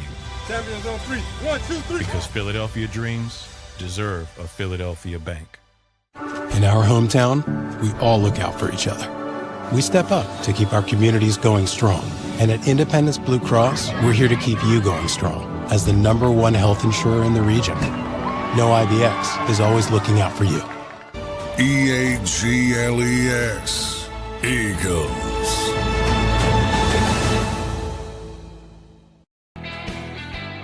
Welcome back in, everybody, to a Tuesday edition of Bears 365 here on JAKIB Sports. Joined now by Ian Cummings from Pro Football Network of IC_draft. You can give him a follow. Ian, welcome to the show, man. How you doing in this Tuesday, April Fool's edition of the show? Yeah, doing good. I didn't even realize it was April Fool's, actually. So that's a fun little wrinkle there. I've been busy catching up, getting the top 10. I prepped you, Ian. I saved you for the inevitable encounter you will have later in the day today. I appreciate you, because I would have been caught totally off guard by that. So that's good. That's good. But, aside from that, the NFL draft, plugging along, working on my top 10 list. I was working on offense last week, finalizing those positions. And now we're going to defense this week, and a lot more tape watching. You guys know, you got to watch 2, 3, even 4 times to get a full understanding of a player. So that's kind of where we're at, crossing our T's, dotting our I's, but having a lot of fun doing it. Yeah, I don't know if it's as easy to play the April Fool's game during the draft, because, if someone says, oh, Jihad Campbell's going to be the #1 overall pick, I don't think you're going to buy it. So. It's smoke season, so it's the perfect time to do that, That's true, just any random rumor that you want to throw out there, exactly. This is the day to be extra vigilant. Now, when we talk about the Eagles and random rumors about the particular draft, it generally is this year about the defensive front, the offensive line. So I guess we'll start there. 32nd overall, we had you on before, but I want to get your update as you continue to go through it. Not that top 30 visits are everything, but the Eagles have a history of inviting guys in and not only drafting them, but also down the road, Kenyon Green, they brought in for a top 30 visit, ended up trading for him this year. Dorian Thompson-Robinson, they had in for a top 30 visit before he was drafted. They traded for him. So they tend to have this history of, getting players in, and the nature of the draft is you can't get everybody you want. Roundabout way, too wordy way to say Donovan Ezriku. And please correct me if I'm not pronouncing that right, but Boston College edge rusher, position of need for the Eagles. They brought him in. Ian Cummings, any chance he's there at number 32 overall? I think there is a chance, and I believe it's Donovan Ezriku. That's how I've been saying it. I need to refresh on my pronunciation as well. But Donovan Ezriku, however you say his name, the dude is a baller. He was one of the most productive pass rushing threats in college football for a couple of years running now. And I think, going back to his early days at Boston College, I think it was his second year, he broke out as a producer right away. So I think it speaks to, how quickly he gets things. And, he's really a student of the game when it comes to his hand usage and execution. With him, I think making it to 32, it's going to be a matter of how teams stack up that edge group. He is kind of in a cluster on my board with guys like James Pierce Jr., with Braden Swinson, who I think is really underrated. He's a fringe first-round guy for me. Princely Umanmielen from Ole Miss. There's a few others. Michael Williams is a little bit higher than them, but kind of in that late first cluster too. So how the board falls is going to be really interesting for that particular group of edge rushers. But what Ezriku has that they don't, again, goes back to that pass rushing ability. I think he's one of the most productive. He's got probably one of the deepest pass rushing bags. He's got, a cross chop, a double swipe, a spin move on his counters, right? And he's 6'2". He's around 250 pounds. So he's really well leveraged. He's got pretty good compact mass and play strength for his size. And then he's got over 34-inch arms too. So he can outreach guys. Yeah. He can use, it's a very, very unique combination, but it works really well in the trenches when you have that combination of natural leverage and proportional length. The biggest thing for me with Ezriku, he's got really good bend, but he's not the most explosive rusher off the snap. I mean, he gets off quickly. He's very, very, urgent. He's got a great motor, but he doesn't have that elite explosive capacity that some of the other athletic freaks in the class do. He's explosive enough for sure, but when you get in the first round, you're kind of splitting hairs a little bit. So that's one reason that might separate him. So he could fall to 32 because of that. But I also think you have teams like the Lions, like the Commanders, right ahead of Philadelphia, who could maybe take him because we know they value character. He's got that. He's a really consistent pass rush threat. And, he's got enough tools to potentially glean even further upside. So it's tricky. I kind of view him in that 26 to 33 range. And I think that if he is still there, he's a great pick. But the question is, does he get past those threats pretty close before the Eagles? I want to ask you about the overall, especially that first round. In Eagle Land, we're talking a lot of defense, right? Because we need tackles, we need edges, we need secondary guys. We're talking defense in that round one. A year ago in the draft, I don't know exactly what it was, but I think it was 17 straight picks at the start of the draft were all offense. Well, that helped the Philadelphia Eagles, who drafted Quinyon Mitchell and Cooper DeJean. How are you seeing the board from the offensive players this year? Like, are you going to have another run on offense? Obviously, the league loves offense. Not as big of a quarterback draft this year, but is there enough offensive players to really push some of these guys down the board like they did last year for the Eagles? Because they're picking at 32. So if they want to get a guy that they like, they're going to need a little bit of a run on offensive players. Do you see that happening this year in the draft? I think it's possible. I don't think it's as likely as last year, because last year it was pretty well known that there wasn't any bona fide blue chip defender leading up into the class. I believe Laiatu Latu to the Colts was the first one picked, 14 and 15. So I think last year was unique because you had a lot of really, really good offensive talent, right? We talked about the three-headed monster at wide receiver, Marvin Harrison Jr., Rome Odunze, Malik Neighbors. There was Brock Bowers as well. The quarterbacks, 5 or 6 of them went really early on. So that was a unique class, I think, both in the volume of offensive talent and also the dearth, not the dearth of defensive talent, but the relative lack of blue chip talent on the defensive side. When you're splitting hairs like that early on, it's going to cause them to fall down the board. So I would say the potential isn't quite as high this year for that to happen for the Eagles. I will also say, for what the Eagles need, I think the depth in that 20 to 50 range is a lot stronger this year. I think you have guys who you could get late first round or even maybe trade back a bit and get them early round 2 who can be legitimate contributors for you on the defensive side of the ball. But, this year you don't have those two factors working in tandem to give you that result. On offense, there is a lot of top-end talent. Cam Ward, we know he's probably going to be the number 1 overall pick to the Titans as long as they're sold on him. Ashton Jeanty, Amari and Hampton, the running backs, there could be 2 in the top 20 potentially if someone likes Hampton enough. You've got still a few wide receivers who will be taken high. Matthew Golden, Ted McMillan, Travis Hunter, how they view him, he'll probably be a top 3 pick. And then Emeka Egbuka, there's some kind of polarization regarding where he's going to go. I still like him a lot. I think he's a great football player. I think he's a top 25 prospect. And then you got the tight ends. You got Colston Loveland. You got Tyler Warren. You've got Will Campbell, Armin Mambu on the offensive line. So there is still a lot of offensive talent. I just don't think there's the dearth of defensive talent this year. But in contrast, you have the added depth in that 20 to 50 range that I think will help the Eagles out either way. So I think they'll have their pick. I think they'll have options where they're at.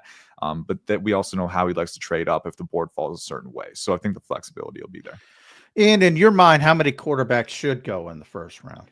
I only have a first round grade on 1. That's Cam Ward. Shedeur Sanders is kind of a top 50, top 45 grade for me, fringe first round, but I don't quite have him in round 1. I think the top end talent is really only there with Cam Ward when it comes to elevating an offensive supporting cast.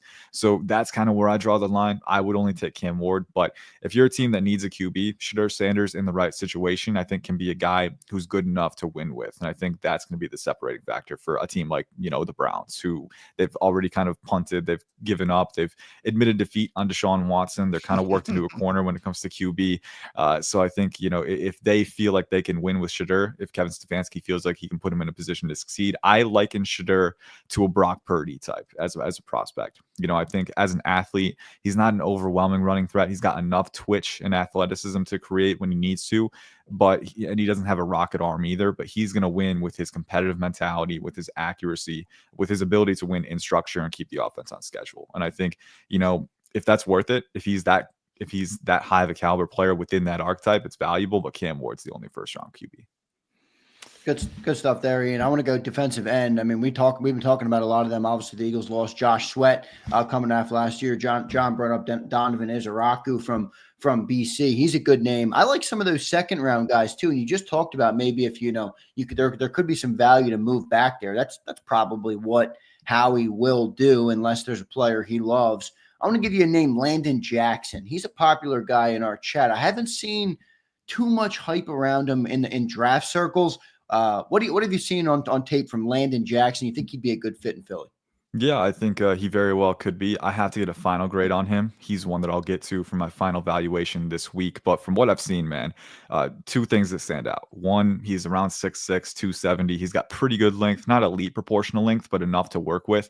And That's huge, right? In yeah, today's NFL for an edge rusher, I it's mean, huge, yeah. But then yeah, here's the thing, too. He almost plays like more of a finesse player. When you see a guy who's 6'6", 270, you expect him to be this forklift type who can just right. get up under guys and plow them back into the pocket and open paths for delayed blitzers and looping rushers, right?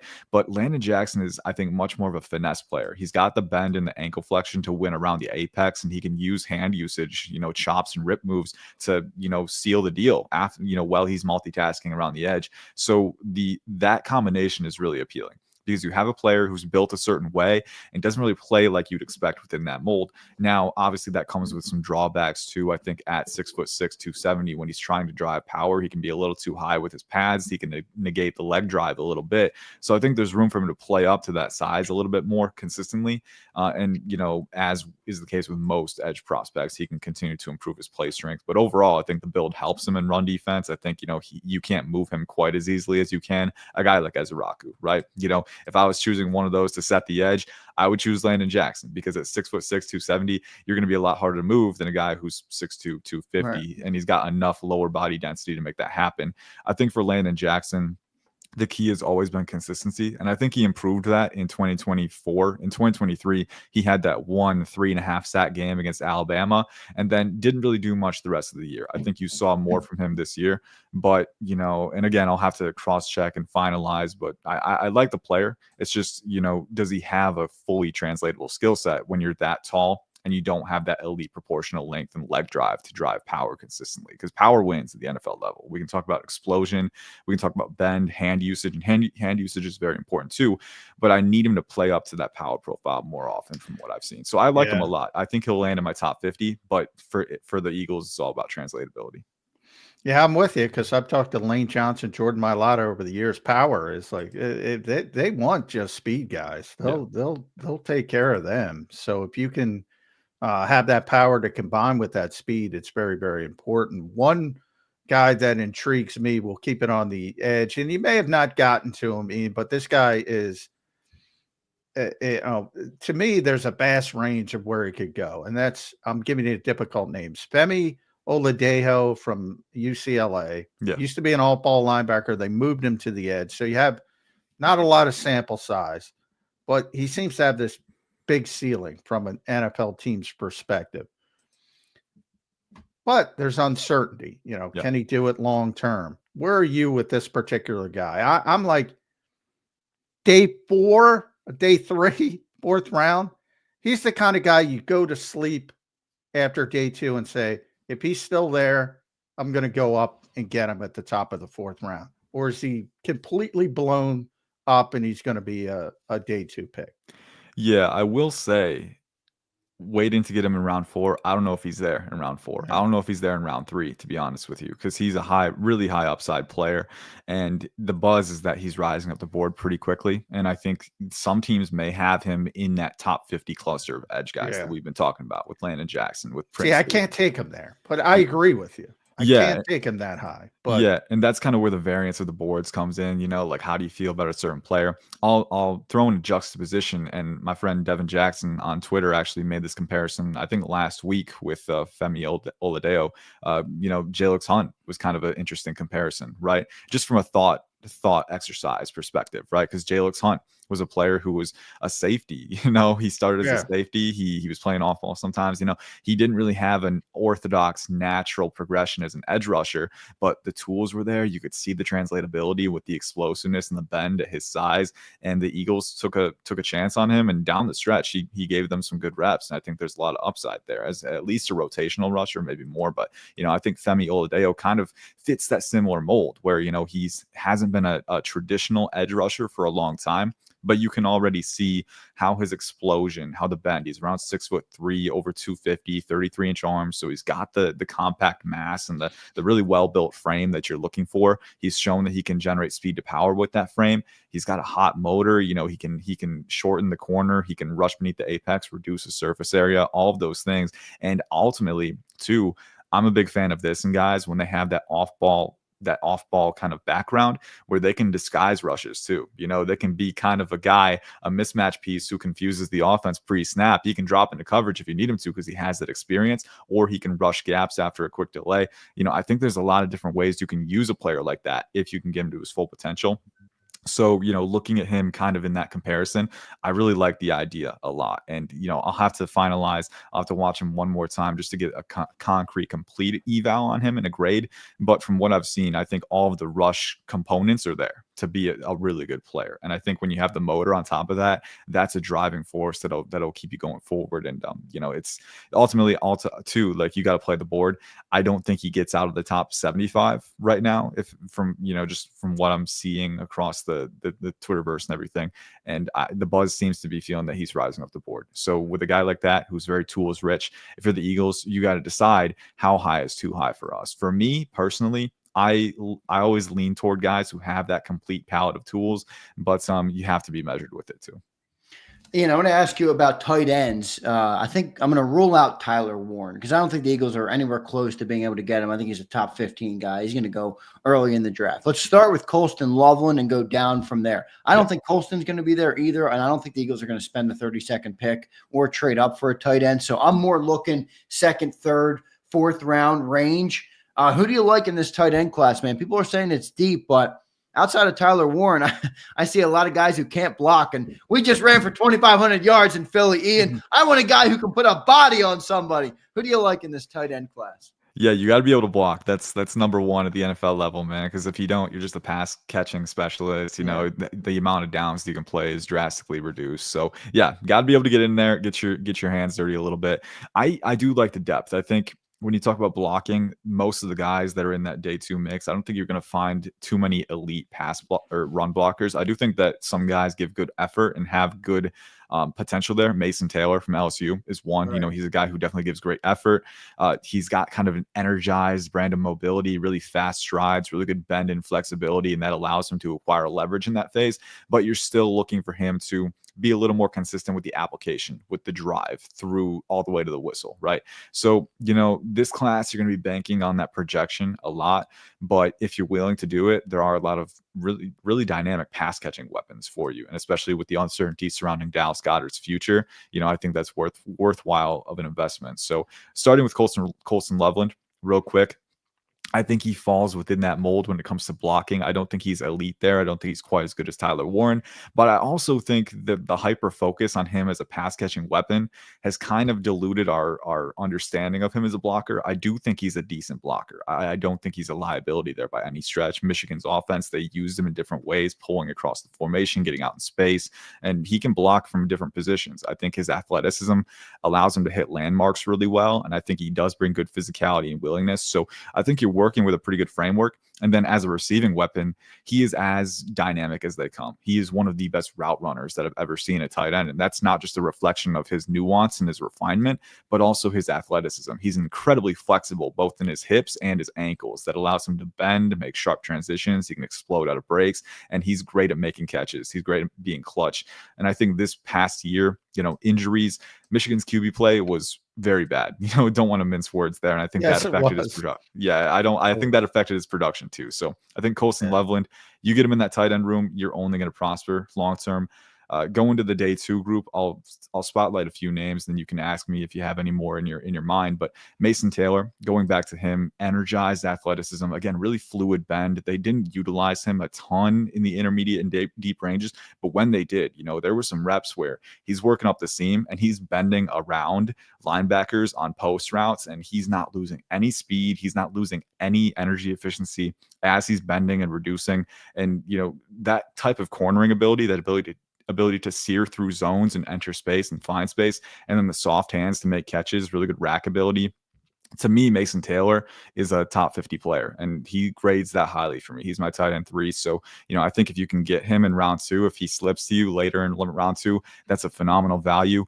Harold Fannin Jr. from Bowling Green is another player to keep an eye on. Now, blocking is the big issue with him, right? You talk about blocking his profile does not translate super well as a blocker. He's around 6'3", 240. So, he's not the biggest guy. He can be a little upright too. There's not a ton of leg drive with him. So you're going to have to bank on him being that next level pass catching threat. And I think the thing with Harold Fannin is that the pass catching profile is really appealing. I mean, he led the FBS in catches and yards, 117 catches, 1,555 yards, 10 touchdowns. I kind of liken him to, and Eagles fans will understand this comp because he was, giving them a little bit of trouble a little bit ago, around a decade ago now, Jordan Reed from Washington. I think there are some similarities with the athletic profile, not an elite athlete, but he does have really good quickness. He's sudden. He's savvy. He can make plays at the catch point, really good instincts, really good hands, and he's nuanced. He knows how to win. He knows how to offset defenders. It's almost like he had a basketball background because he'll be using crossovers. He has a really good spatial IQ, and I think that combined with his conversion ability can offset any limitations he has as a blocker. But if you're the Eagles, you don't want to deal with that. You want someone who can really compete as a blocker. Then maybe a guy like Elijah Arroyo, who at least has the better frame for that. He's still refining his game as a blocker too, but he's very explosive as a seam threat, a vertical threat. And you're getting a guy who's 6'5", 250 with 33-inch arms. So you know that he has the physical profile and the flexibility to own up there. Overall, it's not an elite class with blocking, but a lot of receiving weapons. On Fannin is interesting because the Eagles hired his head coach at Bowling Green, where he had so much success. So they're going to have a real good sort of understanding of what he is potentially as a player with Scott Loeffler in the building. That frame, though, you kind of mentioned. I don't think they want a H-back or a guy who's playing fullback. Does he have sort of the frame to add weight? Because I think they wait. A lot of people, Dallas Goedert was not known as a blocker coming out of South Dakota State because he was never asked to block. Same thing with Harrison Bryant, a guy they signed, was the Mackey Award winner at Florida Atlantic, wasn't a blocker in college. It's okay. Sometimes you get to the NFL level. You have the want, the willingness. One thing I always hear about tight ends in this league, Ian, they tell them to lose slowly. Yeah. Can Harold Fannin add weight and lose slowly in your mind with his frame? Yeah. And that's a great point too, because, a lot of tight end assignments and blocking, it won't always be just driving through a guy and controlling him. Sometimes it's just about chipping, delaying the defense to open lanes at the first level for running backs to get through. So, there's different types of assignments. I do think I'm a little pessimistic when it comes to him adding weight just because he didn't test as an elite athlete. I don't think you see elite burst on tape. I think he's very sudden. I think that's where he makes his money. In those short areas, his feet are incredibly quick and rapid, and he can make transitions, and he can use that to route up DBs and make plays after the catch too. I think that's where he makes his money. But for me, he's not an elite athlete. He's a little high-hipped too, so you worry if he adds more weight, is that going to exacerbate those issues fully acquiring leverage and driving in the run game? I think he has enough willingness for sure. And I think because you can line him up in the slot, in line, off motion, you can utilize him in different ways as a blocker right away because he knows how to be used in different ways.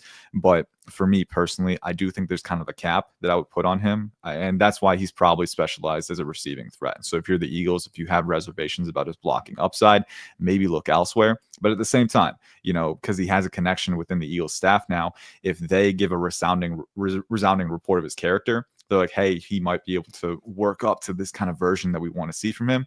They could take that chance. Me personally, I'd be pessimistic, but I can see reasoning for another stance as well. One more name that I forgot to mention at tight end, my tight end 4, who, if you're looking for blocking, I think he might be one of the best blockers of this kind of, day 2 group. Terrence Ferguson out of Oregon. I'm a big fan of this guy. He tested incredibly well. He's a big player. He's athletic. He's explosive. I think he's very nuanced as a route runner. He's got pretty good hands. I think, of this group, probably the worst hands because focus drops can be an issue at times. But if he can correct that, he's got pretty good instincts. He gets his body positioning in the right spot. It's just a matter of converting consistently when tacklers are bearing down. But he's shown that he can. He's a pretty good rack threat. And as a blocker, again, Oregon's offense, they have that brawling front, with Johnny Cornelius, with Josh Connerly, that run game was really important for them. And Terrence Ferguson, you saw him getting to the second level, imposing his will, clearing the C gap. This is a guy who can do a lot of different things with his frame, with his explosion, with his physicality. And he's also a pretty nuanced, well-rounded receiving threat too. So one of my favorite players in the tight end class. He doesn't get a ton of buzz, but he's my tight end 4. And I think he could be a really good player. A lot of good tight end options. Yeah. What about Gunnar Helm? 2 more. Gunnar Helm, Mitchell Evans. Mitchell Evans is a blocker, I guess, mainly. But where do you think their ceilings are? Yeah, Gunnar Helm is one who I think, again, the NFL Combine, the athletic numbers, that'll create an impression for a lot of people, but he sprained his ankle on the first 40-yard dash. So that's very needed context. I think he's a good, not great athlete on tape.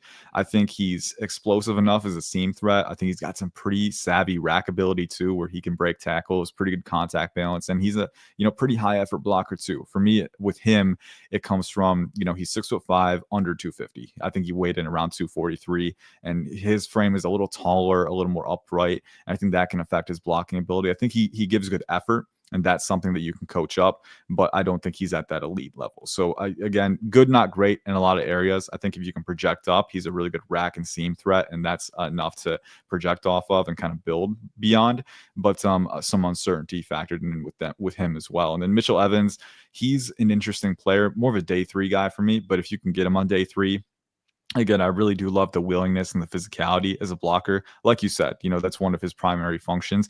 But I also think for his athletic profile, he's not an elite athlete by any stretch. He's not super explosive. He's not very fast. He's not very fluid in his hips either. He has enough fluidity to make transitions and, supplement a decent route tree. But he's also not a guy who's going to sink instantly and, make 90-degree transitions on DBs and man coverage. So, Mitchell Evans is more of your high effort blocker who, again, can also struggle with leverage at times. I want him to keep improving that. I do think he improved in 2024, though. Ahead of 2024, I had issues with him as a blocker with his sustain and his leg drive, but I do think he took a step forward. And then at the same time, too, as a pass catcher, really strong hands. If you want to get him a target up the seam or on an out route, like he's very good at converting with contact bearing down. He's pretty clutch, he's pretty composed in those situations. So I look at him as kind of a chain mover, a clutch situation guy, not an elite pass catching catalyst, but a guy who can make those tough catches and then give you a decent blocker in the run game too. Ian, birds are sitting at 32. Last question for me. I know you said you only have 1 first-round grade on quarterbacks, but if the NFL listened to you, they that's not what they do. They draft quarterbacks in the first round. Guys like Jalen, Milroe, and Jackson Dart. Now, I'm sure you don't have great grades in terms of a first-round grade or anywhere close to it on them, but is there any value if a team wants to jump up and grab those guys? I'm starting to hear more rumblings on Jalen Milroe, and that would obviously be the Eagles' trade partner, with value if somebody wanted to jump up to grab that quarterback at 32 for that 5th-year option. Do you see that happening, or do you think teams are going to be out on those guys? I think it very well could happen. And I think it depends for the Eagles. It depends on how the board falls. If you're at 32 and there's someone that you can't pass up at that spot that you just need to take and, the value dips off, then maybe stay and take that guy.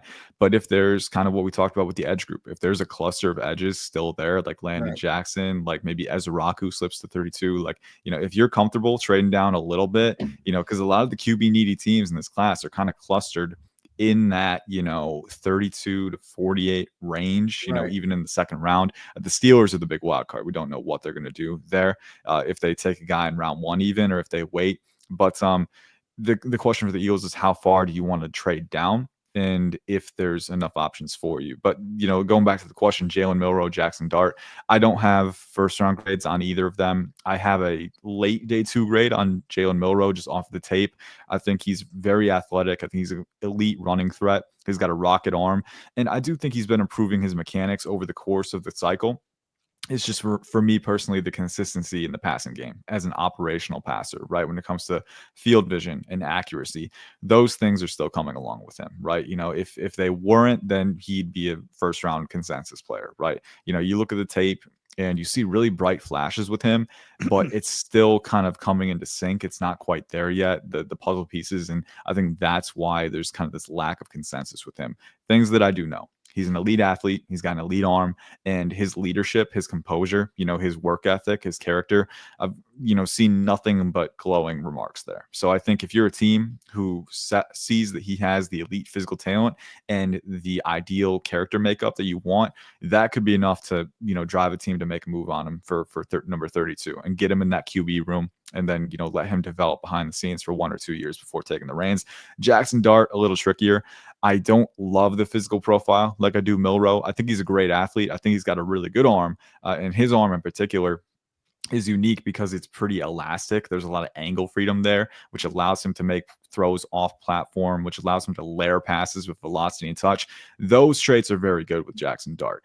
The problem is the Ole Miss offense, not super translatable. He wasn't often a multi-read thrower. You see a lot of first read, drop his eyes and run. And he's a very competitive runner, but you want him to be more self-sufficient in structure. And right now, I think, we were looking for more consistency. We were looking for more independence. And I don't think we ever saw that from him down the stretch. So my money, if I were an evaluator, would be on Jalen Milroe. I think the combination is there more than it is for Dart to be a potential first-round player. But, we don't know. Teams sometimes fall in love with guys. And Jackson Dart is a really, really easy thrower. I do think the mechanics come a little more naturally for him. And he's a competitor too. So it'll be something to see. But I think for the Eagles, you stand pat if there's a player you can't pass up on. But if there is enough depth in that top 50 range, maybe you make a move, get some capital, and get a solid player anyway. Yeah. Ian, great stuff, man. 23 days away from the NFL draft. It's like the Super Bowl for you draft guys. So we'll be locking in, and maybe we'll talk to you one more time before. If not before, we'll get you up after, see who the Eagles pick, and we'll get your breakdown on those guys. So, Ian, thanks for joining today, man. We appreciate it. We'll talk to you again soon. All right, brother? Yes, sir. Thank you, Xander. Thank you, John. All right, thanks, bud. From Ian Cummings from Pro Football Network. Make sure you guys follow. I love Ian. I got to get more angle freedom. I love the terminology, angle freedom. That was great right there from Ian Cummings. So make sure you guys follow him at IC_draft. He's one of the best in the business. And John, there you go. There was the Brock Purdy comp for Shedeur. We've been talking about that on the show for a while. So Ian's gotten a lot of. I hate this quarterback class. If I'm taking a chance, I agree with Ian. I'm taking a chance on Milroe. If I have confidence in if I have a defensive coach, I'm not going near Milroe. But if I have a bunch of incubators, good quarterback people, I'm taking a shot on Milroe. Otherwise, I don't like any of them. I would steer clear. Not a good year to be needing it, except for Cam Ward. Cam Ward's fine. But I think even Cam Ward is going to be the number 1 overall pick. I think he should be probably 15, somewhere in that range. So good prospect, but I don't think he's Caleb Williams or Jaden Daniels by any stretch of the imagination. Yeah, no, I don't either. I don't see it either. So, not the best year. Already stuff going on, by the way, down in Palm Beach. Overtime is now uniform, but they scaled it back to 10 minutes. So some stuff, and we'll be hearing about the Tush Push presumably relatively soon, sometime later this morning or early afternoon. And I would still, the best bet is probably tabling it. They're not going to have enough votes, so it's probably going to get tabled. Would be my guess. We'll see what ends up happening there. I think they also, did you mention that they passed the replay thing too? Yeah, I mean that's more about picking flags up. I don't think that's, but they did pass it, and that's certainly I for some reason they don't want to go to a full-blown sky judge. I think it's gambling related. Yeah, what is the reason? I think it's gambling related. They want stuff going on the field, not New York, for perception reasons. Everything about this league is about perception. I'm like, who gives a shit? Just get it right. Now, if you look at the college game is interminable. I mean, if you want to watch a college football game, you got to carve out 5 hours of your day. So the part of it, is that as well. But I think mainly it's about not wanting the perception that everything is going on in New York, and then all the conspiracies start, yada yada. But yeah, I mean, anything that helps them get more plays right, but making things easier instead of over legislating things would help out the officials, who I think for the most part, actually, I'm on a very small minority, for the most part, do a pretty damn good job considering what they're tasked with doing. Yeah, there's a million rules they got to remember on the fly in the heat of the moment in a given second and pick up on. I'm actually in your boat where I think the officials do some good. I think they do a decent job, but they're human. I mean, people want them to be perfect. They're not going to be perfect, and that's part of the game. But here we go. More rules. John's favorite time of the offseason. The NFL is creating more rules, everybody, for all the rules that they have and all the textbook of rule book that they have. And then the funny thing is, like, they changed the overtime rule, and now 2 years later, they're changing it again. Yeah. Could have kept sudden death. Kickoff's coming soon, too. The kickoff thing was a joke this year. It was so stupid. What did that do? Well, they had a little bit more. But, if you go back to last year, I said they wanted to do it last year at 35 yards where the touchback would bring it up to the 35. And I thought that would have a big impact because that's too far. But they weren't going to be able to pass that. So they scaled it back to 30. And they were able to pass it. And at some point, most teams said, you know what? Let's just kick it out of the end zone. Still, kickoffs were up. Now they revisit again. Now they want to put it back to the 35. And I think that would really help if you want kickoffs back in the game. And this time they can get a pass. So all of this is sort of same thing with the Tush Push. There was an example of they didn't table it, but they compromised to get it passed. Now the rule's in. Now it's easier to change, move it up to the 35. It'll probably pass today. Constant bullshit legislation with this league. Should have kept it at sudden death. Not that it's perfect, but it worked for a long time. And then a couple whiners said, Josh Allen needs the football. Why does Josh Allen need the football? Why didn't 100 other quarterbacks?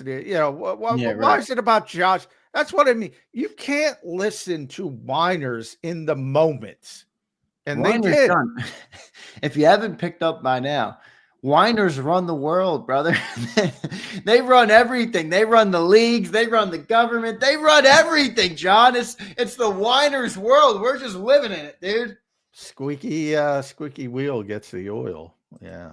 I mean, shouldn't, but they do. Yeah. I'm trying to think of how this goes, though. Why do we have resolution on two of the things, but not the Tush Push? Like, are they not rapid fire voting? Are they voting on this or voting on the other thing later? Oh, they was 32-0 on overtime. I mean, they're getting the stuff that they have in the pocket ratified. Right.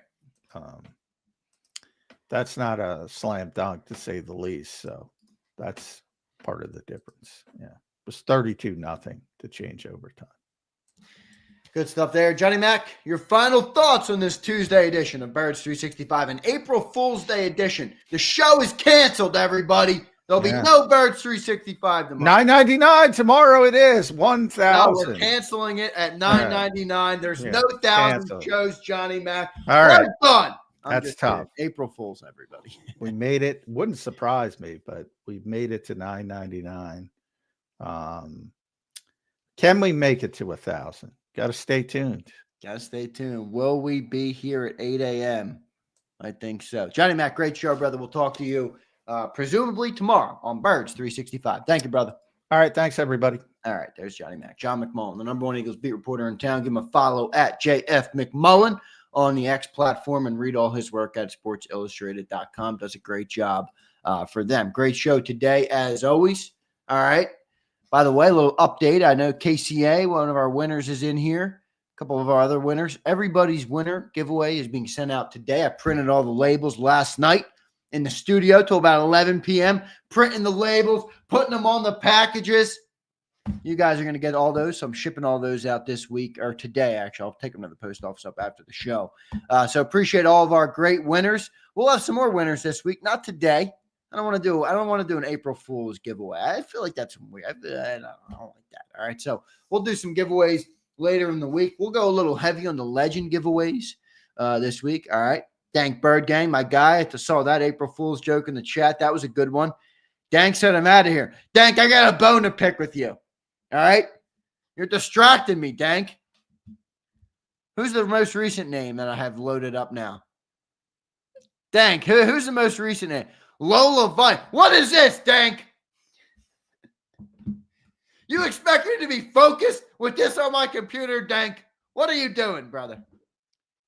Oh, right. Tomorrow's the 1,000th show, so we'll do some giveaways tomorrow, all right? We'll definitely do some giveaways tomorrow for the 1,000th show of Bird Street. Is that crazy or what? 1,000 freaking shows, man. That's a lot of shows. That's a lot of shows. That's a lot of shows here. A lot of 2-hour shows on Birds 365. So appreciate all you guys. It's not possible without you guys, obviously. All right. So appreciate that. And we'll definitely be doing some giveaways tomorrow. But as cool as it is for John, as cool as it is for me, starting all this up 4 years ago, we appreciate you guys more. All right. We appreciate you guys more. Rich says draft cap giveaway tomorrow. Rich, here's the problem. Well, you know what I could do, Rich? They're not snapbacks, bro. So like I can't buy them to my house because everybody's got a different size. So maybe I could do it and then like ship it, but I hate doing that. I hate ordering it right from Fanatics and shipping it to your door. But I could do that. We could do that. Maybe we'll do one draft giveaway. All right. Maybe we'll do one draft giveaway. See, this guy's speaking my language right here. Yoshiwara says, I'm not an April Fool's guy either. Shit's for bozos. I'm with you, Yoshi. Don't fool me. All right. I got too much shit going on. I don't need to be fooled. I don't need to be fooled. All right. All right. Good stuff. Now, he started, KCA, he started, so Birds 365 started, I want to say it was April 6th of 2020 or 21. Was it 21? 21. Cilio started like April 28th. It was like 3 weeks later. So his is coming up too. His is coming up. All right. His is coming up in about 25 shows or 20 shows, something like that. I'll check though if you want me to check real quick. Let me see if I can check. Cilio's at 974. 974. So 25 shows away. 25 shows away. All right. 25 shows away. Curtis, just pull me. Curtis says those draft caps are fire. I'm trying to convince my wife I need a new hat. Curtis, my recommendation to you is channel your inner Zander, and you do not need to convince anybody of anything. If you want a hat, you go on and you buy the hat. Now I'll have Joe Whipp coming in. Joe Zander, you're going to learn. No. All right. I buy Kangos daily. In fact, who's the guy who was telling me about that Kango last week? Rich, was that you? Was that you, Rich? Was that you, Rich? Who was telling me about the 5-panel Kango? Was it you, Rich? I see you in here. Yeah. Well, Rich, you got me started. The Kango cart got bigger. An order was placed. Yes, an order was placed. All right. I didn't get the 5-panel, though, although it would be good for Florida. All right. I was wrong. I like that hat. All right. He says, look, I can order it today. Nobody is stopping me, but if I get her on board, it's better for everybody. It's better for everyone. Nice, man. Nice, Curtis, but I don't agree. Zay, can I get a Super Bowl champs t-shirt? Hey, and you lost, bro. You were here and you lost. All right. Emergency mock draft. JD3. Give me Walter Nolan. I'll be happy. Give me Walter Nolan. Philly Don. What's up, brother? What's up, Xander? I ordered my green and navy blue yesterday. Philly Don, did you get the green on sale? I think I saw the green was on sale for $25. It's a steal. Anytime a Kango's on sale for 25, order. All right. Good stuff, Philly Don. Appreciate it, brother. All right, everybody. Appreciate all you guys for being here. Great show today. We'll have 1,000 tomorrow. Episode number 1,000 tomorrow. We'll do a bunch of giveaways. We got a bunch of topics. We'll see what happens with the Tush Push. Who knows? We'll see. And I'll see you guys later on today, 2 to 6. By the way, Flex, good to see my boy Flexing back in here. Hope you're doing good, brother. My man James Jones, our resident Commander fan. My boy Abe. Abe hasn't been anywhere. Abe, love you, brother. Appreciate you being here as always. Brandon Howard, my boy Brandon Howard. M. Reyes, what's up, M. Reyes? Primo, what's up, Primo? Yo, Primo, I meant to show the picture of you at the, was it the Lightning game? Yo, Primo, let me see if I can pull that up. That picture's worth showing. That picture's worth showing. I didn't see it for a while. My DMs are flooded, man. I've ended up with too many DMs. I literally can't get through them all. I got 14 requests right now, and I'm getting through the regular DMs. So if you DM me and I haven't got you back, give me a second. I'll try and get back to you. All right, I'll try and get back to you. Let me see if I can find this Primo picture though, because this picture is freaking sweet. Where is it? Where's my boy Primo? There it is.